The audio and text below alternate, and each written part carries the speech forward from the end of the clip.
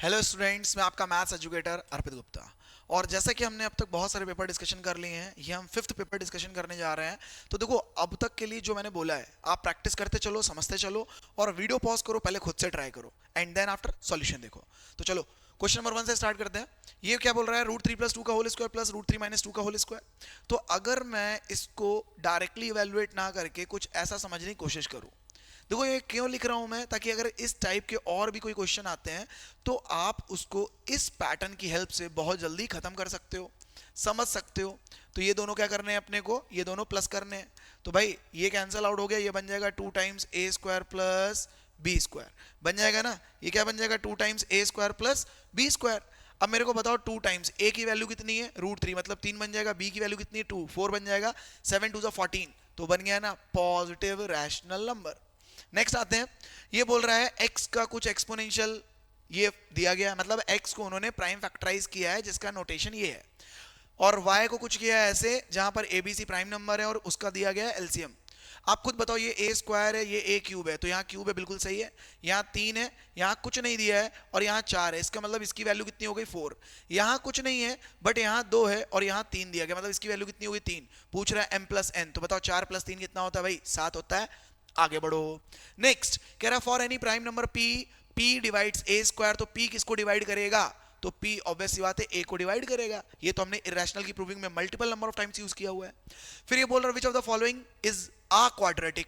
तो भैया क्वाड्रेटिक तभी होगा जब वेरिएबल की हाईएस्ट डिग्री 2 हो। छोटा हो चलेगा, बड़ा नहीं होना चाहिए। तो एक काम करो, इसको जरा ओपन कर लो, तो भाई A square plus B square minus का 2ab, this will cancel out. तो हमें क्या दिख गया? ये तो क्वाड्रेटिक नहीं है। जब मैं इसको ओपन करूंगा, इसको ओपन कर देते हैं इधर, ये बन जाएगा A square plus B square plus का 2ab और इज इक्वल्स टू, जो चल रहा है चलने दो, दिस विल कैंसिल आउट। हाँ बिल्कुल सही है, यही क्वाड्रेटिक है। ठीक है, नेक्स्ट आते हैं। क्या बोल रहा है? X square plus b x plus b is equals to 0 has 2 real and distinct roots. वो क्या बोल रहा है? 2 real and distinct roots, then the value of b can be. अच्छा देखो, यहां पे मैं आपको समझाने की एक छोटी सी कोशिश कर रहा हूं कि भाई अगर मैं b की वैल्यू 0 ले लेता हूं, अगर मैंने b की वैल्यू 0 ले ली, तो अगर मैं ऐसा बोलूं कि at b is equal to 0, ये क्या बन जाएगा? एक्स स्क्वायर बचेगा बस, क्योंकि b 0 है, तो 0 इंटू एक्स 0 प्लस 0 वेस्ट, मतलब केवल एक्स स्क्वायर। अगर एक्स स्क्वायर तो फिर जीरोस क्या होंगे?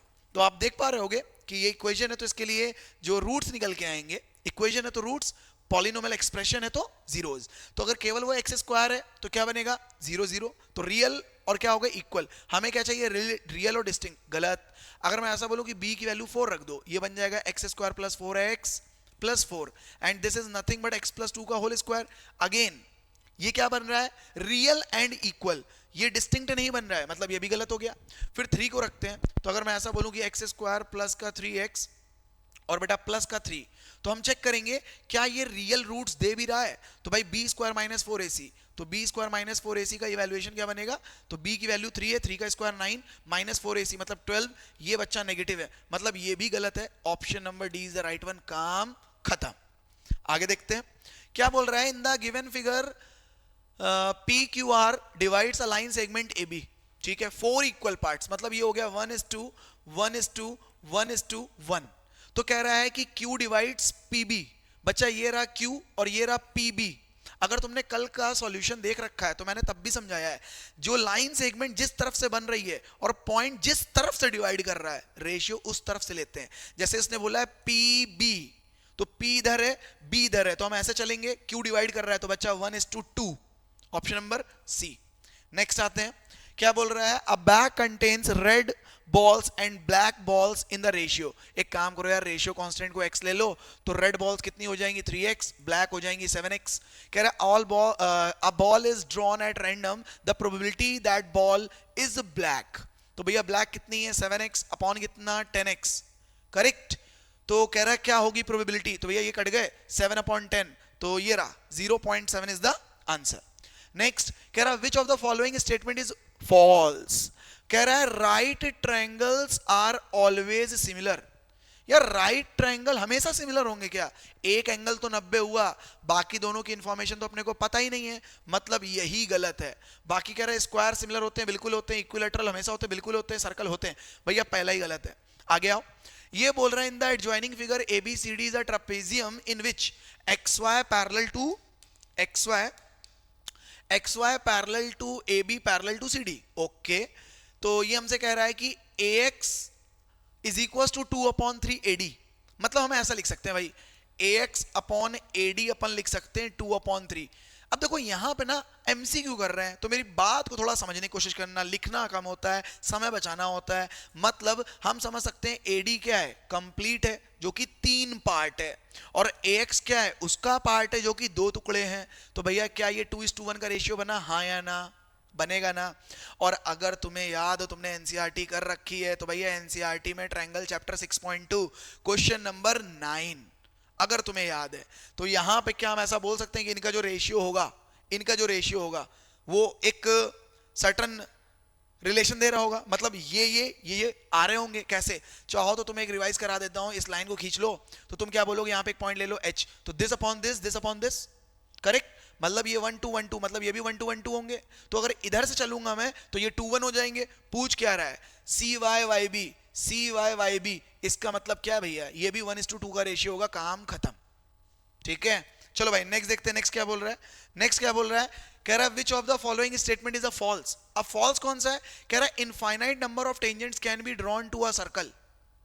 ठीक है, अब ये बोल रहा है infinite number of tangents can be drawn to a circle from a point outside the circle. बच्चा ये गलत है, क्योंकि अगर एक पॉइंट आउटसाइड है, तो हम उससे इनफाइनाइट नहीं, केवल 2 टेंजेंट ड्रॉ कर सकते हैं जो कि लेंथ में इक्वल होती है, और वो बोल रहा है इनफाइनाइट नंबर ऑफ टेंजेंट्स। तो ये तो गलत हो गया। आगे देखते क्या बोल रहा है, in the adjoining figure PA and PB are the tangents, और वो कह रहा है कि हमें मेजर बतानी है एंगल APB। हमें ये बताना है। आप बताओ ये कितना होता है, ये होता है 360 और ये 210 है। तो भैया इधर देखो, 360 में से 210 को कर दो माइनस, कितना बचेगा 150। अगर ये 150 है तो तुम्हें याद आ रहा होगा ये 90 और ये 90, तो भैया ऑपोजिट एंगल जो बन रहा है, मतलब सेंटर पे और जिस पे टेंजेंट्स आई हैं, उन दोनों का एडिशन 180 होता है। बचा कितना, 30। आगे आते हैं, क्या बोल रहा है, कह रहा है 1 माइनस 10 स्क्वायर। तो भैया 1 माइनस 10 स्क्वायर 30, कितना होता है 1/√3, कर दो होल स्क्वायर, अपॉन 1 प्लस कर दो 1/√3 का होल स्क्वायर। भैया तो 1 माइनस 1/3 और ये बन जाएगा 1 plus 1/3। After getting LCM 3 minus 1/3 और ये बन जाएगा 3 plus 1/3। This will cancel out, तो 2/4, फाइनली 1/2। अब देखो वैल्यू नहीं है, वापस से टी रेशियो है, तो बताओ 1/2 किसके लिए है, तो मैं तो बोलूंगा cos 60, क्योंकि sin 60 √3/2, cos 60 1/2, काम खत्म। नेक्स्ट क्या बोल रहा है, an observer 1.8 metre tall stands away from a chimney at a distance of, एक काम करो फटाफट ड्राइंग बना लो। 1.8 मीटर टॉल पर्सन है जो कि away from a chimney at a distance of 38.2, तो ये मैं बोल देता हूं 38.2 मीटर का एक चिमनी है। तो ग्राउंड पे इसको कर देता हूं ऐसे, मतलब यहां पर मैं ग्राउंड बना देता हूं, ये 90 और एक पर्सन है। पर्सन कितने का, 1.8 मीटर टॉल पर्सन है। तो यहां से पहले तो एक लाइन बना दो भैया, ये भी हो जाएगा 1.8 मीटर। अगर ये 38.2 था, समझना ये 38.2 था, बोल रहा है ना chimney at a distance of, low chimney की हाइट थोड़ी ना पता थी, हटाओ इसको। देखा, पढ़ना जरूरी है, देख रहे हो पढ़ते पढ़ते कुछ मिल गया अपने को क्या। 1.8 metre tall person stands away a chimney at a distance of this along the ground. तो भैया ये दिया गया है 38.2 मीटर। फिर वो बोल रहा था angle of elevation of the top of chimney from the I of observer is 45 degree. मतलब तुमसे क्या बोल रहा है, जब उसने यहां से इसके टॉप को देखा तो एंगल कितना बन रहा है बच्चा, 45 डिग्री। अब ये बताओ tan 45 का रिलेशन लोगे तो ये दोनों के दोनों इक्वल हो जाएंगे, और अगर इस पार्ट को देखो तो दिस इज नथिंग बट 38.2, इसका मतलब ये भी कितना हो गया 38.2 मीटर, और ये कितना है 1.8, इन दोनों को प्लस कर दो तो कितना आ जाएगा 39 40 मीटर की हाइट होगी चिमनी की, खत्म। बात समझ गया ना, ड्राइंग बनाई, कैलकुलेशन करने की जरूरत नहीं पड़ी। क्यों भैया, tan 45, तो tan 45 में परपेंडिकुलर अपॉन बेस 1 होता है, tan 45 दोनों इक्वल हो गए। नेक्स्ट क्या बोल रहा है, in the adjoining figure the sum of radii of 2 concentric circles is 16। ठीक है, the length of the chord AB which touches the inner circle at P is 16। बच्चा ये तुम्हें बोल रखा है 16 सेंटीमीटर। कह रहा था difference of the radii of the given circle is, okay.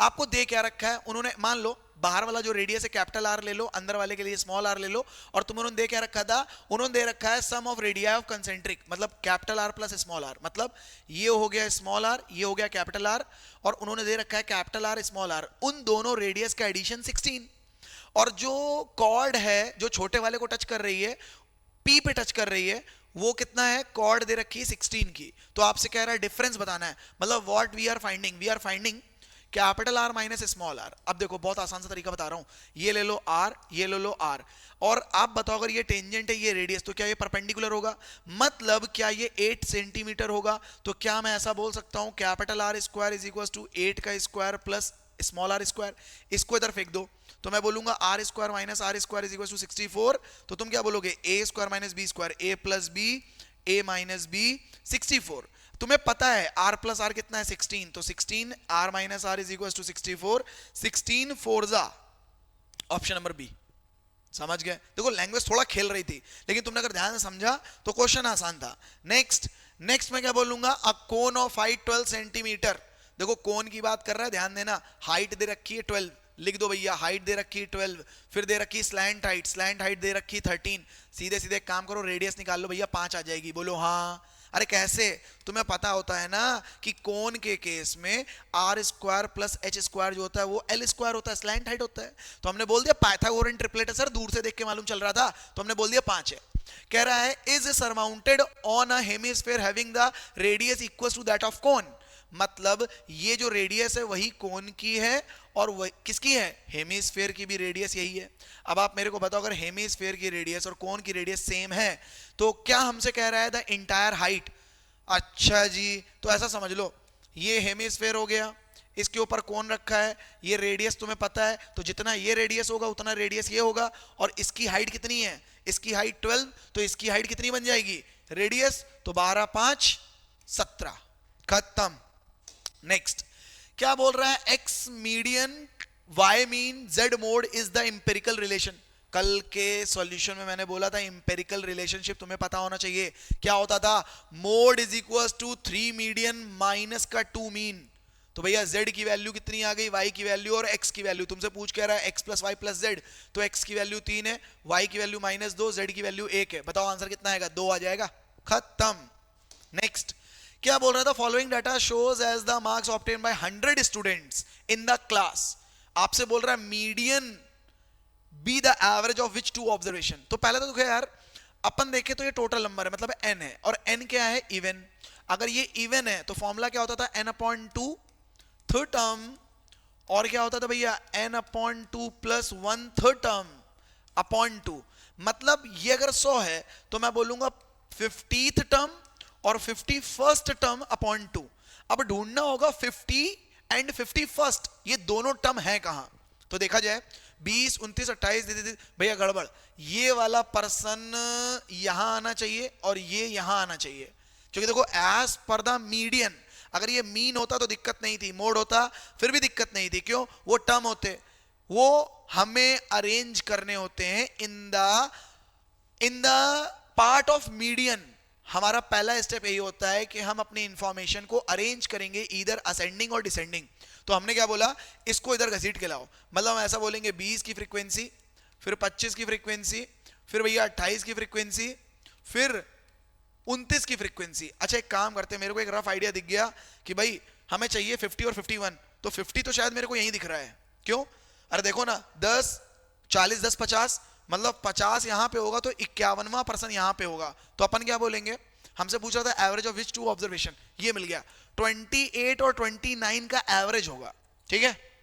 Next the probability of getting a composite number greater than 3, अच्छा एक डाइस को फेंक रहे हैं, वही मैं सोचूं क्या पूछ रहा है, एक डाइस को रोल कर रहा है, तो डाइस में आता क्या है 1 2 3 4 5 और 6, कंपोजिट नंबर ग्रेटर देन 3, तो composite number greater than 3 these 2 numbers, क्योंकि 5 तो प्राइम है, तो अपन क्या बोलेंगे 2/6 1/3, ये रहा 1/3 is the answer. Next assertion and reason क्या कह रहा है, ये कह रहा है कि 19 नंबर, अच्छा ये रहा, ये बोल रहा है कि दोनों ट्रू हैं और वो करेक्ट एक्सप्लेनेशन है, वो दोनों ट्रू हैं और वो एक्सप्लेनेशन करेक्ट नहीं है, ट्रू फॉल्स है और फॉल्स ट्रू है, ओके। कह रहा अक्यूट एंगल साइन की वैल्यू ये दी गई है और कॉस की वैल्यू ये आती है, तो यार अपने को पता है ना भाई कि कॉस स्क्वायर थीटा क्या होगा 1 माइनस साइन स्क्वायर थीटा।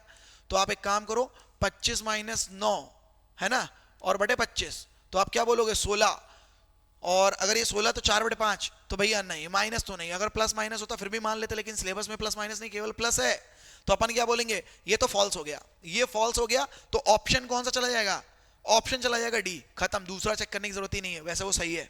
आ जाओ, ये क्या बोल रहा है कि फॉर एन एपी 3 6 9, फिर ये बोल रहा है तो कह रहा है 10th term from the end. तो भैया एक चीज बताओ, ए की वैल्यू कितनी है, ए की वैल्यू ये है, एल की वैल्यू ये है, और हमसे पूछ रहा है 10th term from last, common difference कितना है 3। तो अगर तुम्हें याद हो कि भाई हम nth term from last term की रिस्पेक्ट में खेलते थे, तो nth टर्म का फॉर्मूला क्या होता था, l minus n minus 1 into D, L की वैल्यू 198 माइनस 10 माइनस 1, डी की वैल्यू 3।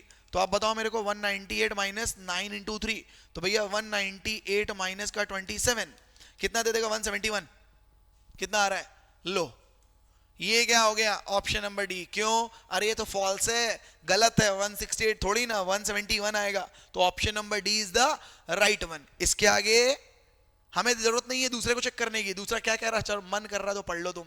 ये बोल रहा है अच्छा इन्होंने फॉर्मूला दे रखा भैया, कह रहा है कॉमन डिफरेंस अगर डी हो और फर्स्ट टर्म ये लास्ट टर्म ये, तो तुमसे कह रहा है कि nth फ्रॉम द एंड, तो भैया l माइनस एन माइनस, भैया बात तो सही है, ये तो ट्रू है, मतलब अगर वो वैल्यू सही होती तो ये करेक्ट एक्सप्लेनेशन होता, लेकिन ऑप्शन नंबर कौन सा, डी। चलो आगे देख, अब आता है सेक्शन बी। सेक्शन बी में पहला क्वेश्चन है, देखो दिखने में बहुत लंबा दिख रहा है लेकिन पढ़ेंगे अच्छे से करेंगे इसको। क्वेश्चन क्या कहना चाह रहा है हमसे, कह रहा था cost of 2 kg apples and 1 kg grapes on a day was found to be 320 and the cost of 4 kg apples and 2 kg grapes was found to be 600. If cost of 1 kg of apple and 1 kg of grapes is x and y respectively. अच्छी बात है कि इन्होंने पहले बोल रखा है कि 1 kg एप्पल की कॉस्ट x रुपी है और 1 kg ग्रेप्स की कॉस्ट y रुपी है, तो आपसे कह रहा है रिप्रेजेंट करो एल्जेब्रिकली इसको इक्वेशंस में, और फिर चेक करके बताना भी है कि ये कंसिस्ट है कि नहीं। देखो कंसिस्टेंट कब होती है, जब उनका एक सॉल्यूशन हो या फिर इनफाइनाइट मैनी, तब वो कंसिस्ट होंगी, और जब कोई कॉमन सॉल्यूशन नहीं होगा तो वो कंसिस्ट नहीं होंगी। तो एक काम करते हैं भैया, सीधे आते हैं सॉल्यूशन पे। क्या मैं बोल दूंगा 2 kg एप्पल, 1 kg का x रुपए था तो 2 kg का कितना है 2x, 1 kg का y रुपी था तो 1 kg का y हो गया, और इज इक्वल टू 320। ठीक है, चाहो तो इसको स्टैंडर्डली लिख लो 2x प्लस वाई माइनस का 320 is equal to 0, equation number 1। दूसरी इक्वेशन जल्दी से बना लो भैया, क्या कह रहा था वो, कह रहा था 4 kg एप्पल मतलब 4x प्लस 2 kg ग्रेप्स मतलब 2y, और ये बन गया कितना भैया 600 रुपए। अब काम करो 2 कॉमन करके काट दो, तो ये बन जाएगा 2x प्लस का y माइनस का 300 is equal to 0, equation number 2। पहला काम तो अपन ने कर दिया है, पहला काम हमने कर दिया है जो हमसे बोल रहा था, क्या बोल रहा था कि हमको बस इसका एल्जेब्रिकली इक्वेशंस फ्रेम करके देना है, कर दिया। अब वो कह रहा है चेक करके बताओ कि वो कैसे हैं। तो देखो at the time of checking हम क्या करते हैं ना, अपने लिए रेशियोज को इंडिविजुअल निकालते हैं। बहुत सारे बच्चे क्या करते हैं a1/a2 इक्वल b1, पहले मान लेते कि है, नहीं, आप इंडिविजुअल चेक करो। मतलब मैं क्या बोल रहा हूं a1/a2 आप इंडिविजुअली निकालो, तो a1/a2 कैसे निकलेगा, तो देखो इधर देख लो भाई, मैं कलर चेंज कर रहा हूं, इधर आ जाओ, ये हो गया a1, ये हो गया a2, तो अपन क्या बोलेंगे 2/2, ये कितना बन गया भाई 1। फिर अपन निकालेंगे b1/b2, तो आ जाओ, ये क्या हो गया अपने लिए ये 1, ये हो गया अपने लिए b1, तो ये हो गया 1। b2, तो b2 कितना हो जाएगा अपने लिए, b2 कितना हो जाएगा भाई, b2 भी 1 है, तो एक काम करो इधर भी 1 रख दो, ये तो यार 1 आ रहा है, तो अब एक काम करते हैं c1/c2 भी चेक करना पड़ेगा। तो ये कितना माइनस का 320, भैया ये माइनस का 320 और ये कितना है माइनस का 300। अगर मैं इसको रिड्यूस करूंगा तो देखो माइनस माइनस कट गया, 0 0 कट गया, और कितना कट हो जाएगा 2 से कट हो जाएगा, तो 16/15। क्या दिखा कंक्लूजन, कंक्लूजन दिखा सर कि a1/a2 जो था वो b1/b2 तो था, बट वो c1/c2 नहीं है।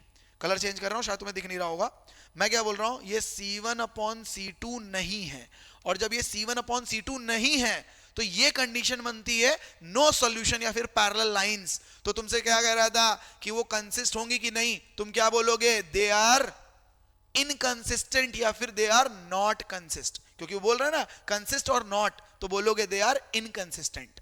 ठीक है, नेक्स्ट ये थोड़ा इंटरेस्टिंग है, तुम्हें देख के थोड़ा परेशानी लग रही होगी यार क्या है क्यों है। देखो मैं तो ऐसे ही बोल रहा हूँ, यहाँ पे मान लो इक्वेशन नंबर 1 है, ये 2 है। अब तुमको कुछ बोला तो है नहीं, बस बोल रहा है कि सॉल्व करो x और y के लिए। तो मैं तो बोलूंगा इसमें मल्टीप्लाई कर दो √3 का और इसमें मल्टीप्लाई कर दो √2 का, तुम लिखोगे प्रॉपर स्टेटमेंट।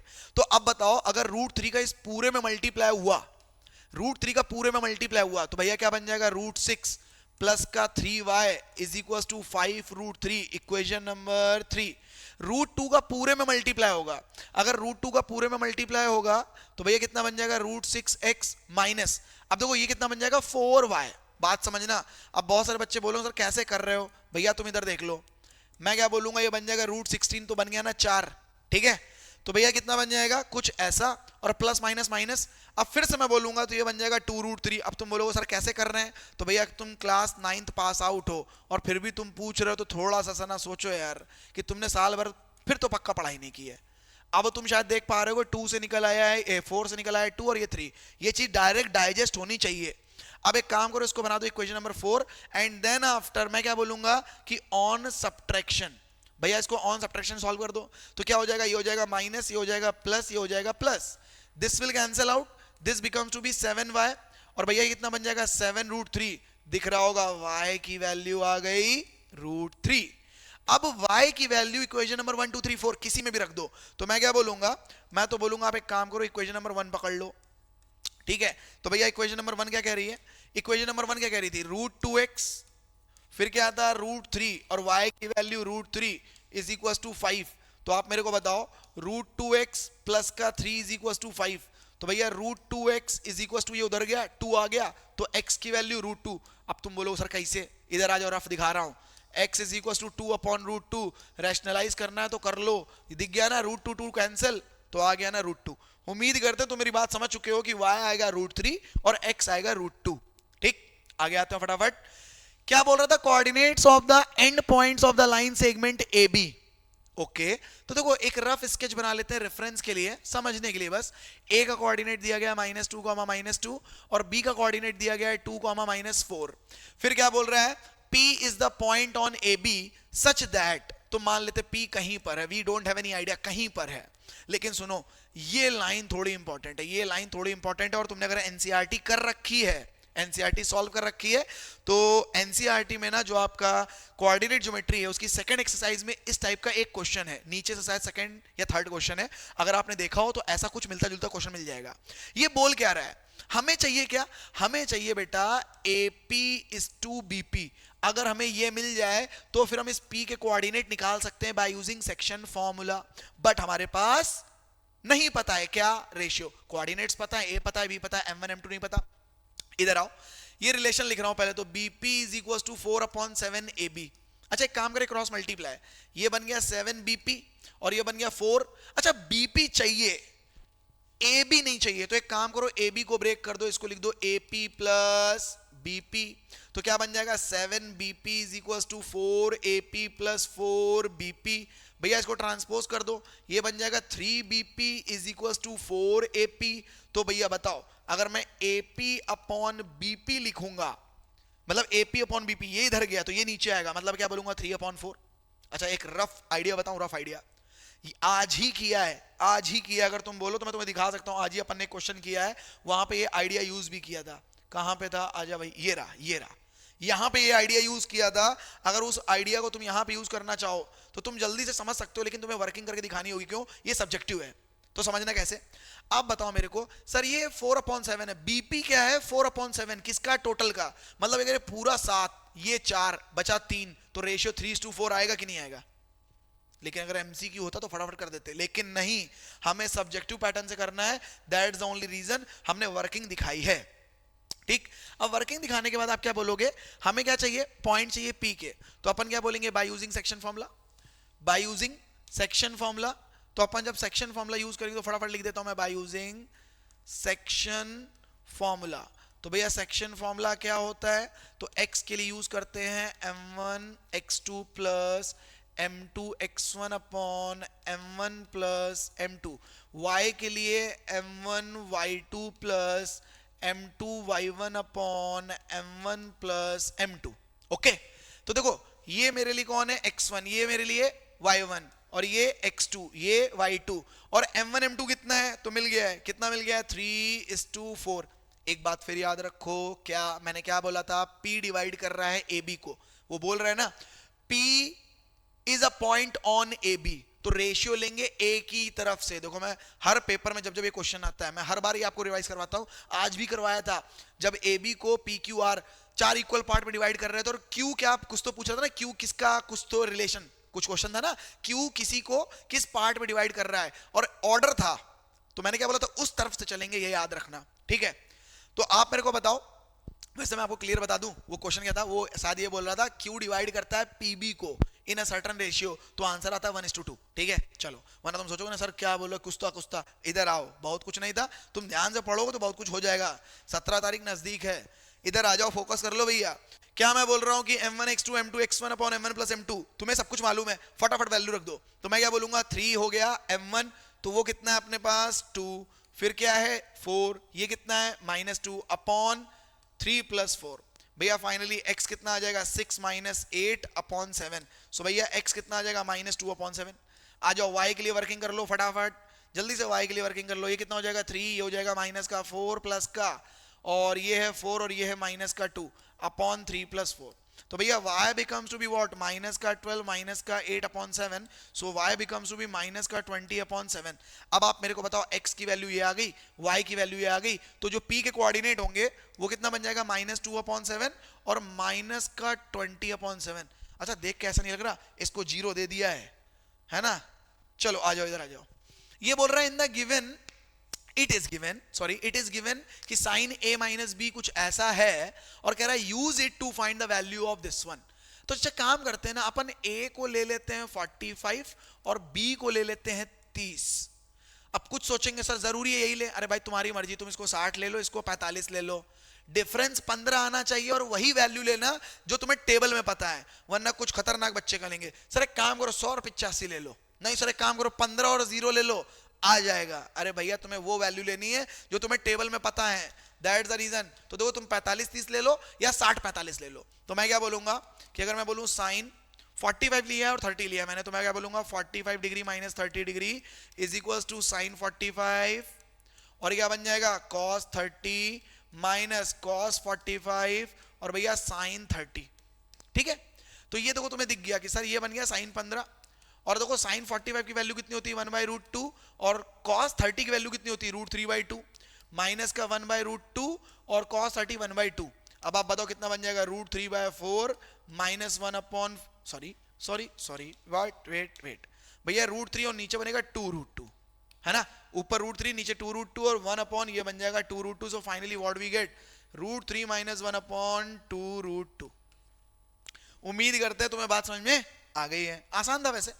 अब ये क्या बोल रहा है? कह रहा है साइन ए वाई है, तो कह रहा है कॉस ए और टैन ए को वाई के टर्म में एक्सप्रेस करो। अच्छा जी, तो सुनो, वी नो दैट, देखो कॉस देखते दिमाग में ना बत्ती जल जाती है। कैसे यार? मेरे को पता है जो कॉस स्क्वायर ए होता है वो 1 माइनस साइन स्क्वायर ए होता है, तो यहां से अपन जल्दी काम कर सकते हैं। कैसे कि कॉस स्क्वायर ए 1 माइनस साइन ए की वैल्यू वाई है, तो ये बन गया भैया वाई स्क्वायर। तो कॉस ए पूछा गया था, तो मैं क्या बोल दूंगा कि भैया जो कॉस ए होगा वो ओवर √1 माइनस वाई स्क्वायर होगा। लो, हो गया कि नहीं हो गया? अब पूछ रहा है टैन, अरे भैया तो टैन क्या होता है? Sine A upon cos A, sine की वैल्यू वाई है और कॉस की value over √1 minus y square है, काम खत्म। ये बोल रहा है AD and PS are the medians of triangle ABC and PQ are respectively. भैया देखो फ्री हैंडेड स्केच बना रहा हूं, तुम रूलर से और पेंसिल से बनाना है, and pencil should be sharp, work should be neat clean and appropriate, अपनी शकल गंदी मत बना देना बस। PQR। अब ये क्या बोल रहा है? यहां तुमसे कहना चाह रहा है कि AD मीडियन है। भैया मान लो ये D है, अब मीडियन है तो तुम्हें पता है क्या करता है मीडियन? जिस वर्टेक्स से ऑपोजिट साइड पे टपकता है वो उसको 2 इक्वल पार्ट में डिवाइड करता है। सेम अगर मैं बोलूं कि ये PS है, तो भैया अगर ये PS है तो ये बाइसेक्ट करेगा। कह रहा है सच दैट, तुम्हें ये पहले से ही पता है। तो भैया देखो मैं सीधे प्रूफ लिख रहा हूं, तुम गिवन टू प्रूफ तुम लिखोगे, मैं सीधे प्रूफ लिख रहा हूं कि मुझे पहले से ही पता है। मुझे पहले से ही क्या पता है? मुझे ये पता है कि ABD सिमिलर है PQS के। तो बच्चा क्या मैं ऐसा बोल सकता हूं कि AB अपॉन PQ जो होगा भैया वो BD अपॉन QS होगा? हाँ या ना? और रीजन क्या बोलोगे? ये तो अपने को गिवन था भाई, ये तो अपने को गिवन था, और ये क्या था, corresponding sides of similar triangle. Correct. आ जाओ फटाफट आगे भागते हैं।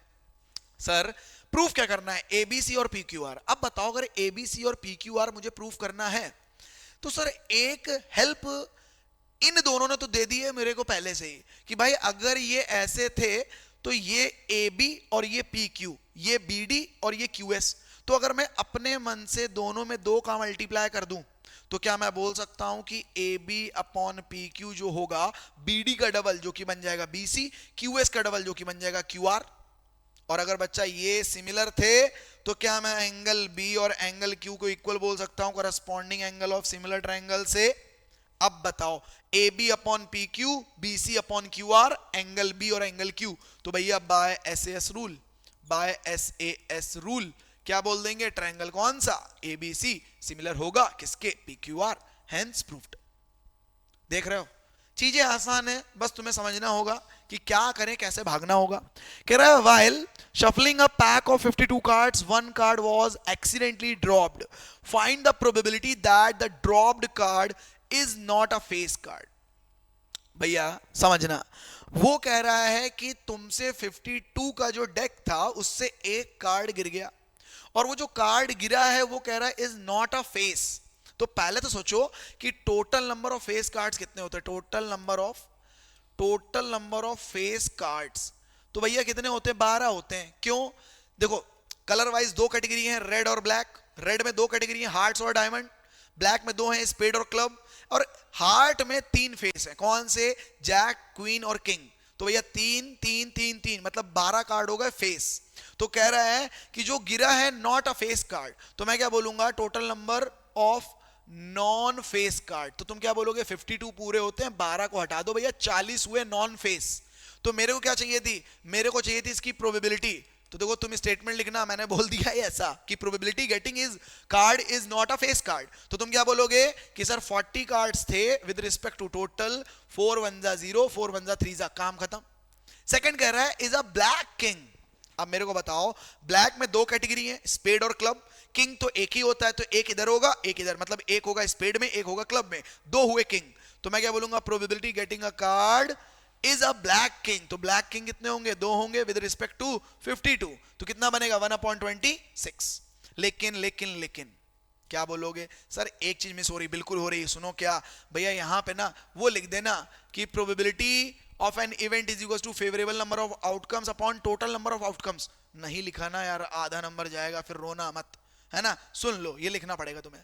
यार देखो घूम फिर के ये पर्सन, तो मेरे को लग रहा है यार पहला पेपर टपक गया, दूसरा टपक गया, तीसरा टपक गया, मतलब चौथे में भी आया, 5वें में भी आ रहा है। और जितना मेरे को याद है, शायद कल चौथे वाले पेपर में अपन ने √2 किया था शायद, या √5 किया था, अभी देखो √3 आ गया है।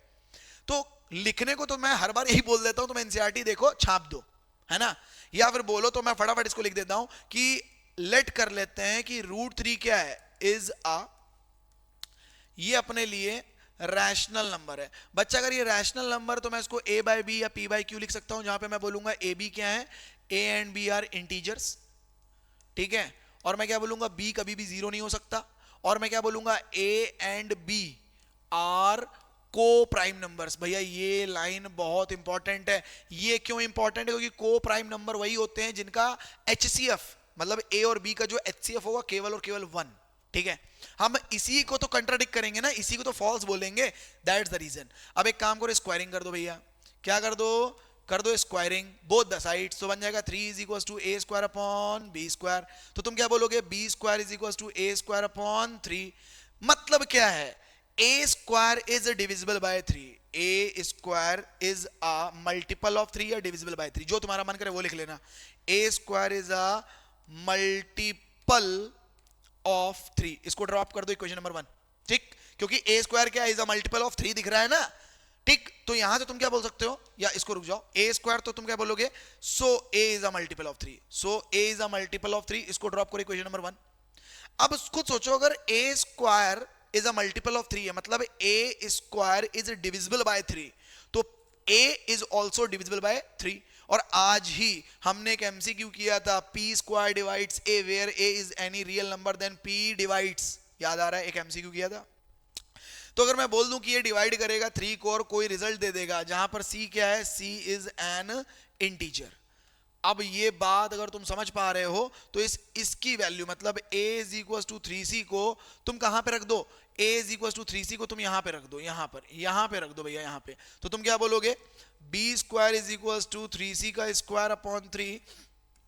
तो भैया b square is equal to 3c square, मैंने काट दिया नीचे वाले 3 से। फिर मैं क्या बोल दूंगा, c स्क्वायर क्या है भैया, b स्क्वायर अपॉन 3। तो तुम क्या बोलोगे, b square is a multiple of 3, so b is a multiple of 3, equation number 2। अब तुम क्या बोलोगे, with the help of 1 and 2, मतलब फ्रॉम इक्वेशन 1 and 2 क्या दिख रहा है कि 3 is a common factor of a and b।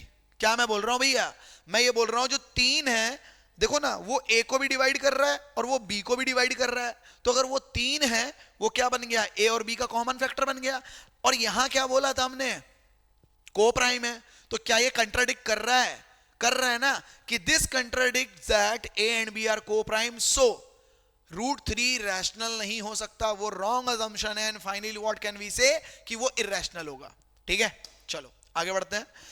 ये बोल रहा है स्टेट ट्रू और false for each of the following statement and justify in each case. ठीक है भैया, पहले पहला वाला पार्ट करते हैं। अगर मैं ध्यान से देखूं तो यहां दोनों के पास 7 है। बच्चा अगर मैंने 7 कॉमन कर लिया, this is nothing but 2 into 3 into 5 plus 1। बोलो हाँ या ना, मैं क्या बोल रहा हूं सुन लो ध्यान से। मैंने 7 कॉमन किया, या चलो एक काम करते हैं, इसको बहुत अच्छे समझते हैं, एक काम करते हैं अच्छे समझते हैं। क्यों, दूसरा वाला आपको 10 सेकंड में करवा दूंगा। फिर मान लेते हैं ये कोई नेचुरल नंबर रहा होगा, जैसे मैं बोल देता हूं 150। तो भैया जब तूने 150 का प्राइम फैक्टराइजेशन किया होगा तो क्या आया होगा, 2 इंटू स्क्वायर ऑफ 3 इंटू 5 आया होगा ना। मतलब अगर मैं उसको कुछ और तरीके से लिखना चाहूं तो क्या मैं ऐसा बोल सकता हूं कि 2 into 3 into 5 and plus something, कुछ कर सकता हूं ना।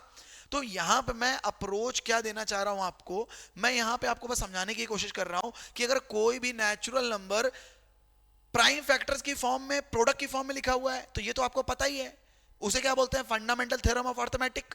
लेकिन प्लस में एक और नंबर आ गया है, लेकिन ये जो प्लस में एक और नंबर आया है दैट इज अदर देन 1। अगर ये दैट इज अदर देन 1 है तो ये नेचुरल नंबर अपने आप से तो डिविजिबल होगा, 1 से तो डिविजिबल होगा, बट अब आपको क्या दिख रहा है कि ये 1 से होगा, n से खुद से होगा, लेकिन एक नंबर ये हो गया और एक नंबर n हो गया। मतलब मैं क्या बोल सकता हूं, इट हैज, ये पहली बात तो ट्रू है। और क्यों ट्रू है, क्योंकि it has more than 2 factors. खत्म। तो भैया अगर वो 2 फैक्टर से ज्यादा लेके आया तो ऑब्वियस सी बात है वो कॉम्पोजिट होगा। कैसे, वो n है, खुद से डिविजिबल, एक नंबर हो गया फैक्टर, 1 से 2 हो गए, और ये कुछ होगा मुझे नहीं पता क्या है, लेकिन ये 7 से तो हो रहा है ना, तो 3 तो ऐसे दिख रहे हैं। अब इसके अंदर वापस से क्या बनेगा, कॉम्पोजिट की prime we don't know, but 3 तो ऐसे दिख गए। अब सेकंड पार्ट देखते हैं भैया। सेकंड पार्ट अगर मैं बोलूं कि यहां और यहां कुछ कॉमन नहीं, मतलब 1 कॉमन है, तो क्या बोलोगे कि सर यहां कुछ कॉमन ही नहीं है और 1 कॉमन है, तो चलो 2 मिनट के लिए हटा दो उसको। 2 3 5 इंटू 7 प्लस 1। मैंने क्या बोला था, वहां पे बस 1 नहीं होना चाहिए, कुछ भी हो। क्यों, वो जो नंबर है वो खुद से तो जा ही रहा है और 1 से तो जाएगा ही जाएगा, क्योंकि सारे नंबर 1 से जाते हैं। तो भैया ये हो जाएगा फॉल्स। ये पहले वाला तो भैया ट्रू था, बट ये फॉल्स है। क्यों, हम क्या बोलेंगे, it has not more than 2 factors. उम्मीद करते हैं तुम बात समझ गए होगे क्या मैं बोल रहा हूं, कि it has more than 2 factors, it has not more than 2 factors. इसके 2 से ज्यादा फैक्टर है ही नहीं, तो अपन क्या बोलेंगे, फॉल्स हो गया। आगे आते हैं क्विकली।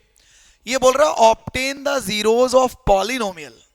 ठीक है, तो एक काम करते हैं, दूसरा वाला पार्ट बाद में पढ़ेंगे, पहले पहला वाला पार्ट कर लेते हैं। ये क्या बोल रहा है, 7x स्क्वायर प्लस का 18x माइनस का 9। भैया सब्ट्रैक्ट करने पे 18 चाहिए, मल्टीप्लाई करने पे चाहिए 63, तो नंबर क्या होंगे 21 और 3। अपन क्या बोलेंगे 21x माइनस का 3x माइनस का 9, 7x will be common, this becomes to be x plus 3, minus 3 will be common, this becomes to be x plus 3. So finally this becomes to be x plus 3 and this becomes to be 7x minus 3. क्या बोल रहा था? Obtain the zeros. तो क्या लिखेंगे? for लिख देंगे भैया यहाँ पे zeros. क्या बोलेंगे? if x plus 3 is equals to 0, तो भैया x की वैल्यू कितनी आ गई? -3. फिर बोलेंगे if 7x minus 3 is equals to 0, तो क्या बोल देंगे? x की वैल्यू 3/7 है ना, 3/7. ठीक है. अब क्या बोल रहा है? Write a polynomial each of whose zeros is, polynomial लिखना है, a polynomial each of whose zeros is twice the other. मतलब मान लेते हैं अपने लिए अल्फा और बीटा होंगे जीरोज, लेकिन पुराने की रिस्पेक्ट में वो क्या है? डबल है, क्योंकि बोल रहा है ना whose zeros is twice the zeros of given one. तो मतलब इसके लिए जो अल्फा बीटा आएंगे वो पुराने के लिए डबल होंगे. तो यहां पे कौन है? -3 और ये कितना है? 3/7. तो मैं बोल दूंगा माइनस का 6 है और वो होगा 6/7. तो एक काम करो, फॉर्मूला क्या था भैया? x² minus alpha plus beta, x plus का अल्फा इंटू बीटा. तो एक काम करो, x² माइनस इन दोनों को प्लस करो, तो चाहो तो इधर रफ में प्लस कर लो या फिर यहीं लिख लो. 6 वो भी नेगेटिव है और ये बन जाएगा 6/7, ये बन जाएगा x प्लस का ये -6 मल्टीप्लाई बाय 6/7. तो भैया x² माइनस, पहले इसको इवैल्यूएट कर लो, कितना बनेगा? 6 7 जा 42, 42 में 6 चला गया, कितना बचेगा? 36, जो कि नेगेटिव होगा, बन जाएगा 36/7x और माइनस का 36/7. एक बार चेक कर लो ध्यान से, क्या मैं बोल रहा हूं? 42 में 6, क्योंकि वो माइनस ये प्लस 36, माइनस का minus minus plus 36/7x minus 36/7. After getting LCM 7x² plus का 36x माइनस का 36 खत्म. अब बोलो 7 कहां गया? घूमने गया है. अरे भैया आप एलसीएम लो और जो डिनोमिनेटर में आ रहा है 7 उसको बस अगले स्टेप में रिमूव कर दो, दैट्स इट. अगर याद आ रहा है ऐसा क्यों होता है, तो भैया सुनो, यहां पे अपन एक लगाते थे k, जो कि क्या होता था? कांस्टेंट. बट इन्होंने पूछा है write down a polynomial, a polynomial बोला है ना, तो तुम k लगाओ या ना लगाओ, डजंट मैटर. ठीक है, उम्मीद करते तुम्हें बात समझ में आ गई. नेक्स्ट कह रहा solve the following system of equations graphically. देखो यार, यहां पे अपने को चाहिए होगा ग्राफ पेपर. तो देखो तुम टेंशन मत लो, तुम्हें ग्राफ पेपर मिलेगा. मैं क्या करता हूं, मैं ऐसे रैंडम ग्राफ बना लेता हूं. ठीक है, मैं ऐसे रैंडम ग्राफ बना लेता हूं. अब यार ढूंढने मत लगना कि सर ये उधर से नहीं जा रहा, ये इधर से नहीं जा रहा. ठीक है, तो मैं एक रैंडम ग्राफ ऐसे बना लेता हूं, क्योंकि अपने को चाहिए होगा भाई ग्राफ पेपर. यहां तो है नहीं, तो अपन ने एक रैंडम ग्राफ बना लिया है, मतलब एक हॉरिजॉन्टल लाइन, वर्टिकल लाइन. अभी स्केल थोड़ा ऊपर नीचे दिखेगा, क्योंकि हो सकता है मैं 1 2 3 मार्क करूंगा, गैप चेंज हो जाएंगे, वो अंडरस्टूड है. इधर आओ, ग्राफिकली सॉल्व करना है. तो पहले तो मैं चाहता हूं कि यार इसको थोड़ा एप्रोप्रिएट वे पे लिखो, क्योंकि जिसके पास कोफिशिएंट 1 है ना, तुम उसको बनाओ सब्जेक्ट, इसको फेंक दो इधर, तो y इज इक्वल टू बन जाएगा 2x माइनस 2. होपफुली तुम मेरी बात समझ पा रहे होगे. मैंने y को बनाया है सब्जेक्ट और बाकी सब उधर साइड फेंक दिया, या फिर y नेगेटिव था उसको उधर फेंक दिया, तो ये बन गया, कितना बन जाएगा? ये बन जाएगा 2x माइनस 2. अब एक काम करो, इसके लिए एक छोटी सी टेबल बना लो, जहां पे x को कुछ रखने पे y कुछ आना चाहिए. अब मैं x को ही क्यों कुछ रखूंगा? अरे भाई x राइट साइड में है, तो हमेशा मैं x को चेंज करूंगा. तो सपोज टू बी x को मैंने 0 रख लिया, तो x को 0 रखने पे बच्चा y कितना दे देगा? -2. और फिर मैंने x को 1 रख लिया, तो 1 रखने पे कितना दे देगा? 0. फिर अगर मैंने x को 2 रख दिया तो कितना दे देगा? 2, क्योंकि 2 2 4 -2 2. तो एक काम करो, सेम टाइम पे पहले इसका ग्राफ बना लो, गलती मत करना, पहले ग्राफ बना लो. 0, -2, सपोज टू बी भैया 0, -2 यहां पे होगा, 0, -2. फिर बोल रहा है 1, 0, मान लेते हैं 1, 0 यहां पे होगा, 1, 0. फिर बोल रहा है 2, 2, तो यार 2, 2 मैं यहां पे ले लेता हूं, है ना. अब एक स्ट्रेट लाइन दिखनी चाहिए, वरना तुम परेशान हो जाओगे और तुम मजे लोगे बस. तो एक काम करता हूं, नागिन थोड़ा सा लहर गई है, लहर जाने दो. चलो, और यहां लिख देता हूं, ये किसका था? ये था 2x minus y minus 2 is equal to 0 का ग्राफ था. ठीक है भैया, अब मैं कलर चेंज कर देता हूं. फिर ये बोल रहा है कि एक दूसरा है, तो एक काम करते हैं, इसको भी लिख लेते हैं, y is equal to 4x minus 4. देखो क्या किया मैंने, सुनो, y पॉजिटिव था और कोफिशिएंट 1 था, मैंने इसको रोका, बाकी सब फेंक दिए. तो y इधर 4x नेगेटिव था, उधर हो गया पॉजिटिव, और 4 पॉजिटिव था, नेगेटिव हो गया. अगेन मैं इसके लिए टेबल बनाऊंगा, तो तुम क्या बोलोगे? अगेन किसको लेट करोगे भाई? x को, क्योंकि राइट में कौन है? x. तो x को 0 ले लो, ये -4. x को 1 ले लो, तो भैया ये 0 दे देगा. और फिर मैं x को 2 ले लूंगा, तो भैया ये 4 दे देगा. क्यों? 8 - 4 4 होता है. अब कलर चेंज किया है, तो ग्राफ बना लेते हैं. तो 0, -4 बच्चा, सपोज टू बी 0, -4 कहां होना चाहिए? 0, -4 यहां कहीं होना चाहिए. ठीक है, यहां कहीं होना चाहिए 0, -4. ठीक है, अब तुम ग्राफ पे देखोगे तो तुम्हें अच्छे से बहुत दिखेगा. फिलहाल मैं ऐसे ले लेता हूं यार, 1, 0. लो भैया, ये तो अपने को एक कॉमन सॉल्यूशन मिल गया. 1,0, मतलब अगर मैं बोलूं तो ग्राफ क्या होगा, लाइंस का इंटरसेक्टिंग होगा। फिर बोला 2,4, तो बच्चा ये अगर 2 लिया है तो 4 यहां कहीं होना चाहिए, ठीक है, ये मैं ले लेता हूं 2,4। अब एक लाइन बना देते हैं अगेन, तुम बस थोड़ा पेशेंस रखो, टेंशन मत लेना, हम बना देंगे इसका ग्राफ। ये लो भैया, ये मैंने बना दिया, इधर एरो इधर बना दिया, और इसको मैंने लिख दिया किसका था, तो इक्वेशन लिख दिया माइनस का 4x प्लस का y प्लस का 4 इज इक्वल टू 0। इतना काम तो कर दिया। आप पढ़ते हैं, find the absolute difference between the ordinate of the points where the given lines cut y axis। लो अपना काम हो गया, इसने y axis को यहां पे कट किया और इसने y axis को यहां पे कट किया, दिख रहा है ना, -2 पे कट किया, -4 पे, और ये बोल रहा है कि एब्सोल्यूट डिफरेंस। तो आप बताओ एब्सोल्यूट डिफरेंस क्या होगा, 2 यूनिट्स का होगा, खत्म।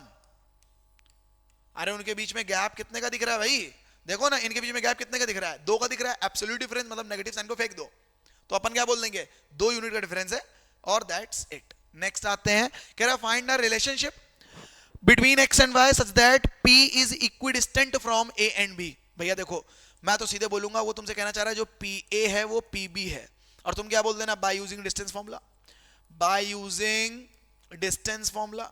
और जब एक बार तुम डिस्टेंस फॉर्मूला लिख दोगे तुम्हारा काम हो जाएगा। तो डिस्टेंस फॉर्मूला क्या होता है, d is equal to over root x2 minus x1 का होल स्क्वायर प्लस बन जाएगा y2 माइनस y1 का होल स्क्वायर।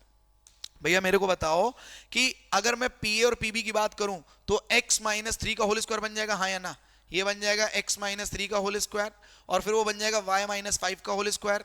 क्यों, x2 minus x1 y2 minus y1, ठीक है। फिर अगर मैं इधर pb के लिए यूज करूंगा तो मैं pb के लिए क्या बोलूंगा, ये बन जाएगा x माइनस 7 का होल स्क्वायर और y माइनस 1 का होल स्क्वायर। होपफुली तुम्हें इतनी बार डाइजेस्ट हो चुकी है, कुछ नहीं किया है, डिस्टेंस फॉर्मूला यूज किया है, उसमें अपनी वैल्यूज रखी हैं, दैट्स इट। अब बताओ अगर मैं स्क्वायरिंग बोथ द साइड करूं तो भी सही है, नहीं करूंगा तो भी सही है, क्यों, दोनों तरफ ये हैं, तो भैया कट गए। अगर एक तरफ नहीं होता तो उसको फेंकते तो स्क्वायर हो जाता, या तुम्हें लिखना है स्क्वायरिंग द बोथ साइड, तुम लिख लो स्क्वायरिंग द बोथ साइड, बिल्कुल करेक्ट है। फिर मैं क्या बोलूंगा, इसका एक्सपेंशन ओपन कर दो, a square plus b square minus का 2ab plus a square plus b square minus का 2ab, और फिर क्या बोल दो, ये बोल दो a square plus b square minus का 2ab, और भैया इसको बोल दो a square plus b square minus का 2ab। आ जाओ इधर आओ, क्या दिख रहा है sir, x square y square, okay. इधर क्या दिखा, माइनस का 6x माइनस का 10y, और 9 और 25 कितना हो जाएगा, 34, है ना, 25 और 9 कितना हो जाएगा, 34, करेक्ट। आगे बढ़ते हैं, इधर क्या दिख रहा है, माइनस का दिख रहा है भैया 14x, और दिख रहा है माइनस का 2y, और 49 और 1 कितना हो जाएगा भैया, 50। अब एक काम करो, सबको एक तरफ भेज दो, सबको एक तरफ भेज दो, कोई दिक्कत नहीं, ये इधर आएगा तो 8 6 14, मतलब 8 6 14, ये इधर आया, और ये इधर आएगा तो बन जाएगा माइनस का 8y, माइनस का 8y, क्यों, ये माइनस का 10 प्लस का 2, और बच्चा ये इधर आएगा तो बन जाएगा माइनस का 16 इक्वल टू 0, 8 कॉमन करके फेंक दो, तो बच्चा ये तुम्हें दिख जाएगा एक particular relation, x minus y minus 2 is equal to 0। अब वो क्या बोल रहा है, hence write the coordinates of the points on x axis and y axis which are equidistant from a and b। अब मेरे को बताओ, तुमसे कह रहा है कि तुम्हें लिखने हैं, क्या लिखने हैं, write the coordinate of the points on x axis and y axis which are equidistant from a and b। अच्छा एक चीज बताना, अगर x एक्सिस पे कोई कोऑर्डिनेट होगा, अगर x पे कोई कोऑर्डिनेट होगा तो y क्या होता है, 0, क्यों, अरे भाई x पर है तो x से डिस्टेंस 0 होगी, तो मैं क्या बोल सकता हूं कि x एक्सिस पे जो कोऑर्डिनेट होगा, तो पहले लिख देता हूं coordinate on x axis, coordinate on x axis. तो आप एक काम करो, यहां पर y की वैल्यू 0 रख दो, तो अगर मैं बोल दूंगा कि y 0 रखने पे कितना दे रहा है, तो x की वैल्यू 2 दे रहा है, तो कोऑर्डिनेट कितना आ जाएगा, 2,0, बोलो हाँ या ना, क्यों, अरे 0 रखा है उधर फेंक देगा। सेम अगर मैं बोलूं coordinate on y axis, coordinate on y axis, coordinate on y axis, तो तुम क्या बोलोगे, अगर मैं y एक्सिस पे कोई भी कोऑर्डिनेट ले रहा हूं तो x क्या होना चाहिए, 0 होना चाहिए। अगर मैं x को 0 लूंगा तो y की वैल्यू कितनी आ जाएगी भैया, तो y की वैल्यू -2 आ जाएगी। देखो गेम था यहाँ पे, गेम, जब तुमने y को 0 रखा तो ये उधर गया, ठीक है, और जब तुमने x को 0 रखा तो y उधर जाएगा, तो y की वैल्यू -2 आएगी, तो जो कोऑर्डिनेट बनेगा वो बनेगा 0, -2। खत्म। होपफुली तुम मेरी बात समझ चुके होगे। आते हैं नेक्स्ट पे। ये बोल रहा है प्रूव दैट। देखो यार, आते ही है ट्रिग्नो और बच्चे हो जाते हैं परेशान कि भैया हम करें तो करें क्या, है ना। तो आ जाओ, एलएचएस ले लो, टेंशन मत लो, तुम एलएचएस ले लो। कॉसेक को लिख दो 1/sin ए, नीचे चल रहा है इसको लिख दो 1/sin ए। यहां तक तो कोई समस्या होनी नहीं चाहिए। ऊपर बच्चा एलसीएम ले लो आप, जैसे आपने एलसीएम लिया है, ये बन जाएगा sin a + 1 और ये बन जाएगा 1/sin a। बन गया। This will cancel out. Sir 1 + sin a दिख गया। अरे हाँ भाई, तुमने जंग जीत ली, टेंशन मत लो। अब देखो, एक लाइन और लिखूंगा, प्रूविंग हो जाएगी। 3 मार्क का क्वेश्चन है। कितनी देर लगी? 10 सेकंड लगे होंगे हार्डली, या चलो मान लो 20-30 सेकंड। अब बताओ नीचे क्या चाहिए? 1 - sin a। तो क्या मैं अपनी मर्जी से 1 - sin a से मल्टीप्लाई और डिवाइड करा दूं? कोई कष्ट हो जाएगा क्या?